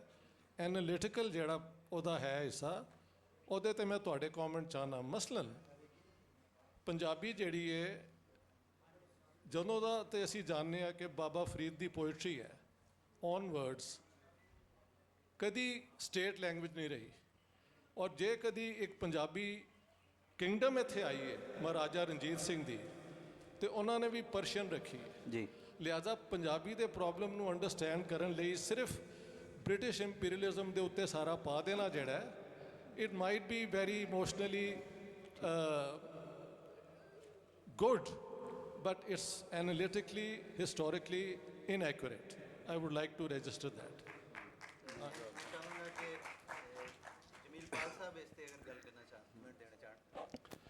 ਯਕੀਨਨ ਅਸੀਂ ਇਮੋਸ਼ਨਲ ਹੋ ਜਾਂਦੇ ਹਾਂ, ਪਰ ਇੰਨਾ ਵੀ ਨਹੀਂ ਕਿ ਅਕਲ ਨੂੰ ਛੱਡ ਦਈਏ। ਅੰਗਰੇਜ਼ ਨੇ ਜ਼ਿਆਦਾ ਨੁਕਸਾਨ ਕੀਤਾ, ਬਾਕੀਆਂ ਨੇ ਵੀ ਕੀਤਾ, ਠੀਕ ਹੈ ਨਾ। ਬਾਕੀ ਨੁਕਸਾਨ ਕਰਨਾ ਨਹੀਂ ਸੀ ਚਾਹੁੰਦੇ, ਅੰਗਰੇਜ਼ ਨੇ ਇੰਟੈਂਸ਼ਨਲੀ ਕੀਤਾ, ਇੱਕ ਗੱਲ। ਦੂਸਰਾ ਸਿੱਧਾ ਸਟੇਟਮੈਂਟ ਦਿੱਤੀ ਜਾਂਦੀ ਹੈ ਮਹਾਰਾਜਾ ਰਣਜੀਤ ਸਿੰਘ ਨੇ ਨਹੀਂ ਕੀਤਾ। 77 ਸਾਲਾਂ 'ਚ ਪਾਕਿਸਤਾਨ ਨੇ ਉਰਦੂ ਨੂੰ ਕਰ ਲਿਆ ਜੀ, ਯਕੀਨਨ ਸੁਣਾਂਗੇ ਅਸੀਂ। ਮਸਲਾ ਇਹ ਕਿ 50 ਸਾਲ ਥੋੜ੍ਹੇ ਹੁੰਦੇ ਨੇ ਕੌਮਾਂ ਦੀ ਜ਼ਿੰਦਗੀ ਵਿੱਚ। ਜ਼ਬਾਨ ਵਾਸਤੇ ਜਿਸ ਤਰ੍ਹਾਂ ਇਹ ਹੁਣੇ ਗੱਲ ਹੋਈ ਕਿ ਚੜ੍ਹਦੇ ਪੰਜਾਬ ਦੀ ਜ਼ਬਾਨ ਮੁਸ਼ਕਿਲ ਹੋ ਗਈ ਹੈ, ਜਦੋਂ ਉੱਥੇ ਸਰਕਾਰੀ ਜ਼ਬਾਨ ਹੋਈ ਤਾਂ ਪ੍ਰੋਫੈਸਰ ਦੀ ਡਿਊਟੀ ਲਾਈ ਗਈ ਕਿ ਵੋਕੈਬਲਰੀ ਬਣਾਓ। ਉਹਨਾਂ ਨੇ ਹਿੰਦੀ ਸੰਸਕ੍ਰਿਤ ਦੀਆਂ ਡਿਕਸ਼ਨਰੀਆਂ ਫੜੀਆਂ ਅਤੇ ਵੋਕੈਬਲਰੀ ਬਣਾ ਦਿੱਤੀ। ਸਾਡੇ ਚੂँਕਿ ਉਹਨਾਂ ਦਾ ਤਾਲਮੇਲ ਨਹੀਂ ਸੀ, ਉਹ ਉੱਥੇ ਚਾਲੂ ਹੋ ਗਈ ਵੋਕੈਬਲਰੀ, ਸਾਡੀ ਜ਼ਬਾਨ ਦੂਰ ਹੋ ਗਈ। ਸਾਡੇ ਇੱਥੇ ਗੁਲਾਮ ਹੈਦਰ ਵਾਈ ਸਾਹਿਬ ਆਏ, ਵਜ਼ੀਰ ਆਲਾ ਸਾਹਿਬ ਉਰਦੂ ਦੇ ਬੜੇ ਹਮਾਇਤੀ ਸਨ, ਚੂँਕਿ ਮੈਟ੍ਰਿਕ ਫੇਲ ਸਨ। ਉਹਨਾਂ ਕਿਹਾ ਜੀ ਉਰਦੂ ਸਰਕਾਰੀ ਜ਼ਬਾਨ ਬਣਾਉਣੀ ਹੈ। ਨਤੀਜਾ ਕੀ ਹੋਇਆ ਕਿ ਜਿਹੜੀ ਸਮਰੀ ਉਹਨਾਂ ਨੂੰ ਪੇਸ਼ ਕੀਤੀ ਜਾਂਦੀ ਸੀ ਉਹ ਉਰਦੂ 'ਚ ਪੇਸ਼ ਕੀਤੀ ਜਾਂਦੀ ਸੀ, ਬਾਕੀ ਹਰ ਤਾਂ ਅੰਗਰੇਜ਼ੀ ਰਹੀ। ਜ਼ਬਾਨ ਇੱਕ ਆਰਡਰ ਨਾਲ ਹੀ ਤਬਦੀਲ ਹੁੰਦੀ, ਉਹਦੇ ਵਾਸਤੇ ਬਹੁਤ ਸਾਰੀ ਵੋਕੈਬਲਰੀ ਚਾਹੀਦੀ ਹੈ। ਜ਼ਬਾਨ ਅੰਗਰੇਜ਼ੀ ਹੈ ਨਾ, ਉਹਦੇ 'ਚ ਪੂਰੇ ਸਫ਼ੇ ਦਾ ਤੁਸੀਂ ਕੋਮੇ ਲਾ ਕੇ ਬਗੈਰ ਫੁੱਲ ਸਟਾਪ ਦੇ ਪੂਰੇ ਸਫ਼ੇ ਦਾ ਇੱਕ ਫਿਕਰਾ ਬਣਾ ਸਕਦੇ ਹੋ। Sanction is hereby accorded to the grant of LPR to the above named apply ਫਲਾ WEF ਅੱਗੇ ਲੰਮਾ ਫਿਕਰਾ। उर्दू का लिखारी मिर्ज़ा हामिद बेग कहता है पेचीदा फ़िक्रा लिखते हुए उर्दू की सांस फूल जाती है, ठीक है ना। उर्दू भी है ये इस काबिल नहीं हुई बकौल अल्लामा इकबाल दे गैस हुए उर्दू अभी मिन्नत पजीरे शाना है। उर्दू ने भी मोंडे चाहिए ने कि ज़रा खिलरे, ज़बाना इन्नी जल्दी नहीं आमदियाँ। फारसी जी है वो चूँकि है सी रणजीत सिंह तो वैसे भी उलझिया रहा कई मामलात उन्होंने टाइम ही नहीं मिले। ਨਾ ਇੰਨਾ ਸ਼ਊਰ ਹੁੰਦਾ ਸੀ ਕਿ ਉਹ ਜ਼ੁਬਾਨ ਬਦਲਦਾ। ਚੱਲ ਰਹੀ ਸੀ, ਚੱਲਦੀ ਰਹੀ, ਸੈਂਕੜੇ ਸਾਲ ਤੋਂ 700 ਸਾਲ ਤੋਂ ਚੱਲ ਰਹੀ ਸੀ। ਉਹਨੇ ਕਿਹਾ ਮੇਰੇ ਪੰਜਾਬ ਹੀ ਨਿਕਲ ਜਾਣ। ਇਹ ਗੱਲ ਹੈ। ਜਦੋਂ ਜ਼ਬਾਨ ਨੇਕ ਨੀਅਤੀ ਨਾਲ ਕੋਈ ਹੁਕੂਮਤ ਚਾਹੇਗੀ ਨਾ, ਤਾਂ ਵੋਕੈਬਲਰੀ ਵੀ ਬਣ ਜਾਏਗੀ, ਰਾਇਜ ਵੀ ਹੋ ਜਾਏਗੀ। 66 ਜਨਵਰੀ 66 ਤੋਂ ਚੰਦ ਦਿਨ ਪਹਿਲਾਂ ਆਰਡਰ ਹੋਇਆ ਕਿ 1 ਜਨਵਰੀ 66 ਤੋਂ ਪੰਜਾਬੀ ਸਰਕਾਰੀ ਜ਼ਬਾਨ ਹੋਵੇਗੀ। ਕਾਰਕੁਨ ਮੁਲਾਜ਼ਮ ਜਿਹੜੇ ਨੇ ਦਫ਼ਤਰਾਂ 'ਚ ਗਏ ਤੇ ਪੰਜਾਬੀ ਟਾਈਪਰਾਈਟਰ ਪਿਆ ਸੀ, ਨਹੀਂ ਸੀ ਕਿਸੇ ਨੂੰ ਟਾਈਪ ਕਰਨੀ ਆਉਂਦੀ। ਔਖੇ ਹੋ ਕੇ ਵੇਖ ਵੇਖ ਕੇ ਉਂਗਲੀਆਂ ਮਾਰ ਕੇ 4-6 ਦਿਨਾਂ 'ਚ ਮਹੀਨੇ 'ਚ ਸਿੱਖ ਲਏ, ਪੰਜਾਬੀ ਲਾਗੂ ਹੋ ਗਈ, ਕਿਉਂਕਿ ਪਿੱਛੇ ਨੇਕ ਨੀਤੀ ਸੀ। ਇੱਥੇ ਖਾਲੀ ਅਸੀਂ ਕਰਾਰਦਾਦਾਂ ਕਰਨ ਜੋਗੇ ਹਾਂ ਵਾ, ਆਰਡਰ ਕੋਈ ਵੀ ਨਹੀਂ ਦਿੰਦਾ। ਖਿਆਲ ਸੀ ਕਿ ਮਰੀਮ ਸਾਹਿਬਾ ਤਸ਼ਰੀਫ ਲਿਆਉਣਗੇ, ਵਜ਼ੀਰ ਆਲਾ ਰਾਜਪਾਲ ਸਾਹਿਬਾ, ਰਾਜਪਾਲ ਨਹੀਂ ਮੁੱਖ ਮੰਤਰੀ ਸਾਹਿਬਾ, ਤੇ ਉਹ ਕੀ ਨਾ ਹੈ ਕੋਈ ਆਰਡਰ ਦੇਣਗੇ ਪੰਜਾਬੀ ਦਾ, ਉਹ ਤਸ਼ਰੀਫ ਹੀ ਨਹੀਂ ਲਿਆਏ। ਨੀਅਤ ਨਹੀਂ ਹੈ। ਨੀਅਤ ਹੋਵੇ ਤੇ ਅੱਜ ਕਰੋ ਕਹਿੰਦੇ ਨੇ ਤੇ ਅਗਲੇ ਅੱਜ ਕਰ ਦਿੰਦੇ ਨੇ। ਇਹ ਮਸਲਾ ਹੈ ਬਸ। ਚਲ ਮੁਕਾ ਦੇ ਜੀ ਪਾਲ ਸਾਹਿਬ ਗੱਲ ਕਰ ਰਹੇ ਸਨ। ਮਾਈਕ ਦੇਖੋ ਯਾਰ। जी मोहम्मद तारिक इस्माइल, मेरा सवाल ਬਸ ਸਾਨੂੰ ਵਾਈਂਡ ਅਪ ਕਰ ਲੈਣ ਦਿਓ। ਬਾਅਦ ਵਿੱਚ ਕਰ ਲੈਣਾ ਕਿਸੇ। ਹਾਂ ਪਾਲ ਸਾਹਿਬ ਗੱਲ ਕਰ ਰਹੇ ਸਨ ਮਾ- ਬੜੇ ਸ਼ਾਨਦਾਰ ਅੰਦਾਜ਼ ਨਾਲ, ਤੇ ਮੈਨੂੰ ਦੋ ਬੰਦੇ ਯਾਦ ਆ ਗਏ, ਇੱਕ ਫੈਜ਼ ਅਹਿਮਦ ਫੈਜ਼ ਤੇ ਇੱਕ ਟੈਗੋਰ। ਫੈਜ਼ ਅਹਿਮਦ ਫੈਜ਼ ਨੂੰ ਅਮਰਤਾ ਨੇ ਜਦੋਂ ਪੁੱਛਿਆ, ਉਧਰ ਗਿਆ ਤੇ ਫੈਜ਼ ਨੂੰ ਪੁੱਛਿਆ ਉਹਨੇ ਕਿ ਤੁਸੀਂ ਆਪਣੀ ਮਾਤ ਭਾਸ਼ਾ 'ਚ ਕਿਉਂ ਨਹੀਂ ਸ਼ਾਇਰੀ ਕਰਦੇ, ਤੇ ਫੈਜ਼ ਨੇ ਇੱਕ ਲਾइन ਕਹੀ ਸੀ ਕਿ हम जोर वोर लगा कर मीर तकी मीर और गालिब जैसा मिसरा तो कह सकते हैं, वारशा जैसा मिसरा गढ़ना हमारे बस की बात नहीं। इसी तरह ही ਜਦੋਂ ਟੈਗੋਰ ਇਸੇ ਤਰ੍ਹਾਂ ਜਦੋਂ ਟੈਗੋਰ ਇੱਥੇ ਲਾਹੌਰ ਵਿੱਚ ਸ਼ਾਂਤੀ ਨਿਕੇਤਨ ਵਾਸਤੇ ਚੰਦਾ ਇਕੱਠਾ ਕਰਨ ਆਇਆ, ਤੇ ਇੱਥੇ ਇਸਲਾਮੀਆ ਕਾਲਜ ਸਿਵਲ ਲਾਈਨ ਜਿਹੜਾ ਪੁਰਾਣਾ DAV ਕਾਲਜ ਸੀ, ਤੇ ਉੱਥੇ ਦੇ ਪ੍ਰਿੰਸੀਪਲ ਨੇ ਕਿਹਾ ਕਿ ਸਾਡੇ ਕਾਲਜ 'ਚ ਆਣ ਕੇ ਵੀ ਬੱਚਿਆਂ ਦੇ ਨਾਲ ਖਿਤਾਬ ਕਰੋ। ਤੇ ਜਦੋਂ ਖਿਤਾਬ ਕਰਨ ਆਇਆ ਤੇ ਉਹਨੂੰ ਕੋਈ ਮਤਲਬ ਸ਼ੁਰੂ ਦੇ ਵਿੱਚ ਜਿਵੇਂ ਤਲਾਵਤ ਹੁੰਦੀ ਸਾਡੇ ਇੱਥੇ ਨਾਤ ਹੁੰਦੀ ਹੈ, ਤੇ ਕੋਈ ਇਕਬਾਲ ਦੀ ਨਜ਼ਮ ਸੁਣਾਈ ਜਾਣ ਲੱਗੀ, ਤੇ ਟੈਗੋਰ ਇਕਬਾਲ ਨੂੰ ਥੋੜਾ ਜਿਹਾ ਨਾਪਸੰਦ ਕਰਦਾ ਸੀ। ਉਹ ਇਸ ਵਜ੍ਹਾ ਤੋਂ ਕਿ ਉਹਨੇ ਆਪਣੀ ਮਾਤ ਭਾਸ਼ਾ ਵਿੱਚ ਨਹੀਂ ਲਿਖਿਆ, ਤੇ ਉਹਨੇ ਕਿਹਾ ਜੀ ਮੈਨੂੰ ਇਹ ਇਕਬਾਲ ਦੀ ਨਜ਼ਮ ਨਹੀਂ, ਮੈਨੂੰ ਪੰਜਾਬੀ 'ਚ ਕੁਝ ਸੁਣਾਓ। ਤੇ ਕਹਿੰਦੇ ਪੂਰੇ ਹਾਲ 'ਚੋਂ ਕਿਸੇ ਬਾਲ ਦਾ ਪਿਓ ਝਟਕਾ ਜਿਹਾ ਸਿਰ ਤੇ ਸਾਫਾ ਉਹਨੇ ਪਾਇਆ ਹੋਇਆ, ਤੇ ਉੱਠ ਕੇ ਆਇਆ ਕਿ ਮੈਂ ਕੁਝ ਪੰਜਾਬੀ 'ਚ ਸੁਣਾਉਣਾ। ਕਹਿੰਦੇ ਉਹਨੇ ਵਾਰਸ ਦੀ ਹੀਰ ਦੇ 2 ਬੋਲ ਸੁਣਾਏ, ਤੇ ਜਦੋਂ ਟੈਗੋਰ ਆਇਆ ਤੇ ਟੈਗੋਰ ਨੇ ਆਣ ਕੇ ਕਿਹਾ ਕਿ ਮੈਨੂੰ ਬੇਸ਼ੱਕ ਪੰਜਾਬੀ ਦੀ ਉਸ ਤਰ੍ਹਾਂ ਸਮਝ ਨਹੀਂ ਹੈ, ਪਰ ਜਿੰਨੀ ਦੇਰ ਤੱਕ ਇਹ ਆਦਮੀ ਜਿਹੜਾ ਹੀਰ ਗਾਉਂਦਾ ਰਿਹਾ, ਮੈਂ ਅੱਖਾਂ ਮੀਟ ਕੇ ਇੰਜ ਵੇਖਦਾ ਰਿਹਾ ਕਿ ਜਿਵੇਂ ਕਿਸੇ ਸਹਿਰਾ ਵਿੱਚ ਕੋਈ ਫਰਿਸ਼ਤਾ ਗਾ ਰਿਹਾ। ਤੇ ਇਹ ਬੋਲੀ ਨੂੰ ਅਸੀਂ ਸਾਂਭਣਾ, ਨਵੀਂ ਨਸਲ ਨੇ ਸਾਂਭਣਾ, ਸਾਡੀਆਂ ਮਾਵਾਂ ਭੈਣਾਂ ਧੀਆਂ ਨੇ ਸਾਂਭਣਾ, ਜਿਹੜੀਆਂ ਆਪਣੀਆਂ ਘਰਾਂ ਵਿੱਚ ਬੋਲਣਗੀਆਂ ਤੇ ਫੇਰ ਹੀ ਅੱਗੇ ਉਹ ਪੁੱਤਰ ਜਿਹੜੇ ਨੇ ਉਹ ਪੈਦਾ ਹੋਣਗੇ। ਲਿਹਾਜ਼ਾ ਇਹ ਬੋਲੀ ਕਦੇ ਨਹੀਂ ਮਰ ਸਕਦੀ ਔਰ ਇਹ ਹਮੇਸ਼ਾ ਜਿਉਂਦੀ ਰਹੇਗੀ। ਇਹਨੂੰ ਤਾਲੀਮ ਦੀ ਜ਼ੁਬਾਨ ਵੀ ਬਣਾ ਲਿਆ ਜਾਵੇਗਾ। ਅਸੀਂ ਇੱਕ ਦੂਸਰੇ ਨਾਲ ਮਿਲਦੇ ਰਵਾਂਗੇ, ਸਾਂਝਾਂ ਵਰਤਾਂਦੇ ਰਵਾਂਗੇ, ਔਰ ਇਸ ਤੇ ਮਜ਼ੀਦ ਜਿਹੜਾ ਹੈ ਉਹ ਗੱਲਬਾਤ ਦਾ ਜਿਹੜਾ ਮੁੱਢ ਹੈ, ਮੁਕਾਲਮੇ ਦਾ ਜਿਹੜਾ ਮੁੱਢ ਹੈ ਉਹ ਵੱਜ ਸਕੇਗਾ। ਬਹੁਤ ਸ਼ੁਕਰੀਆ।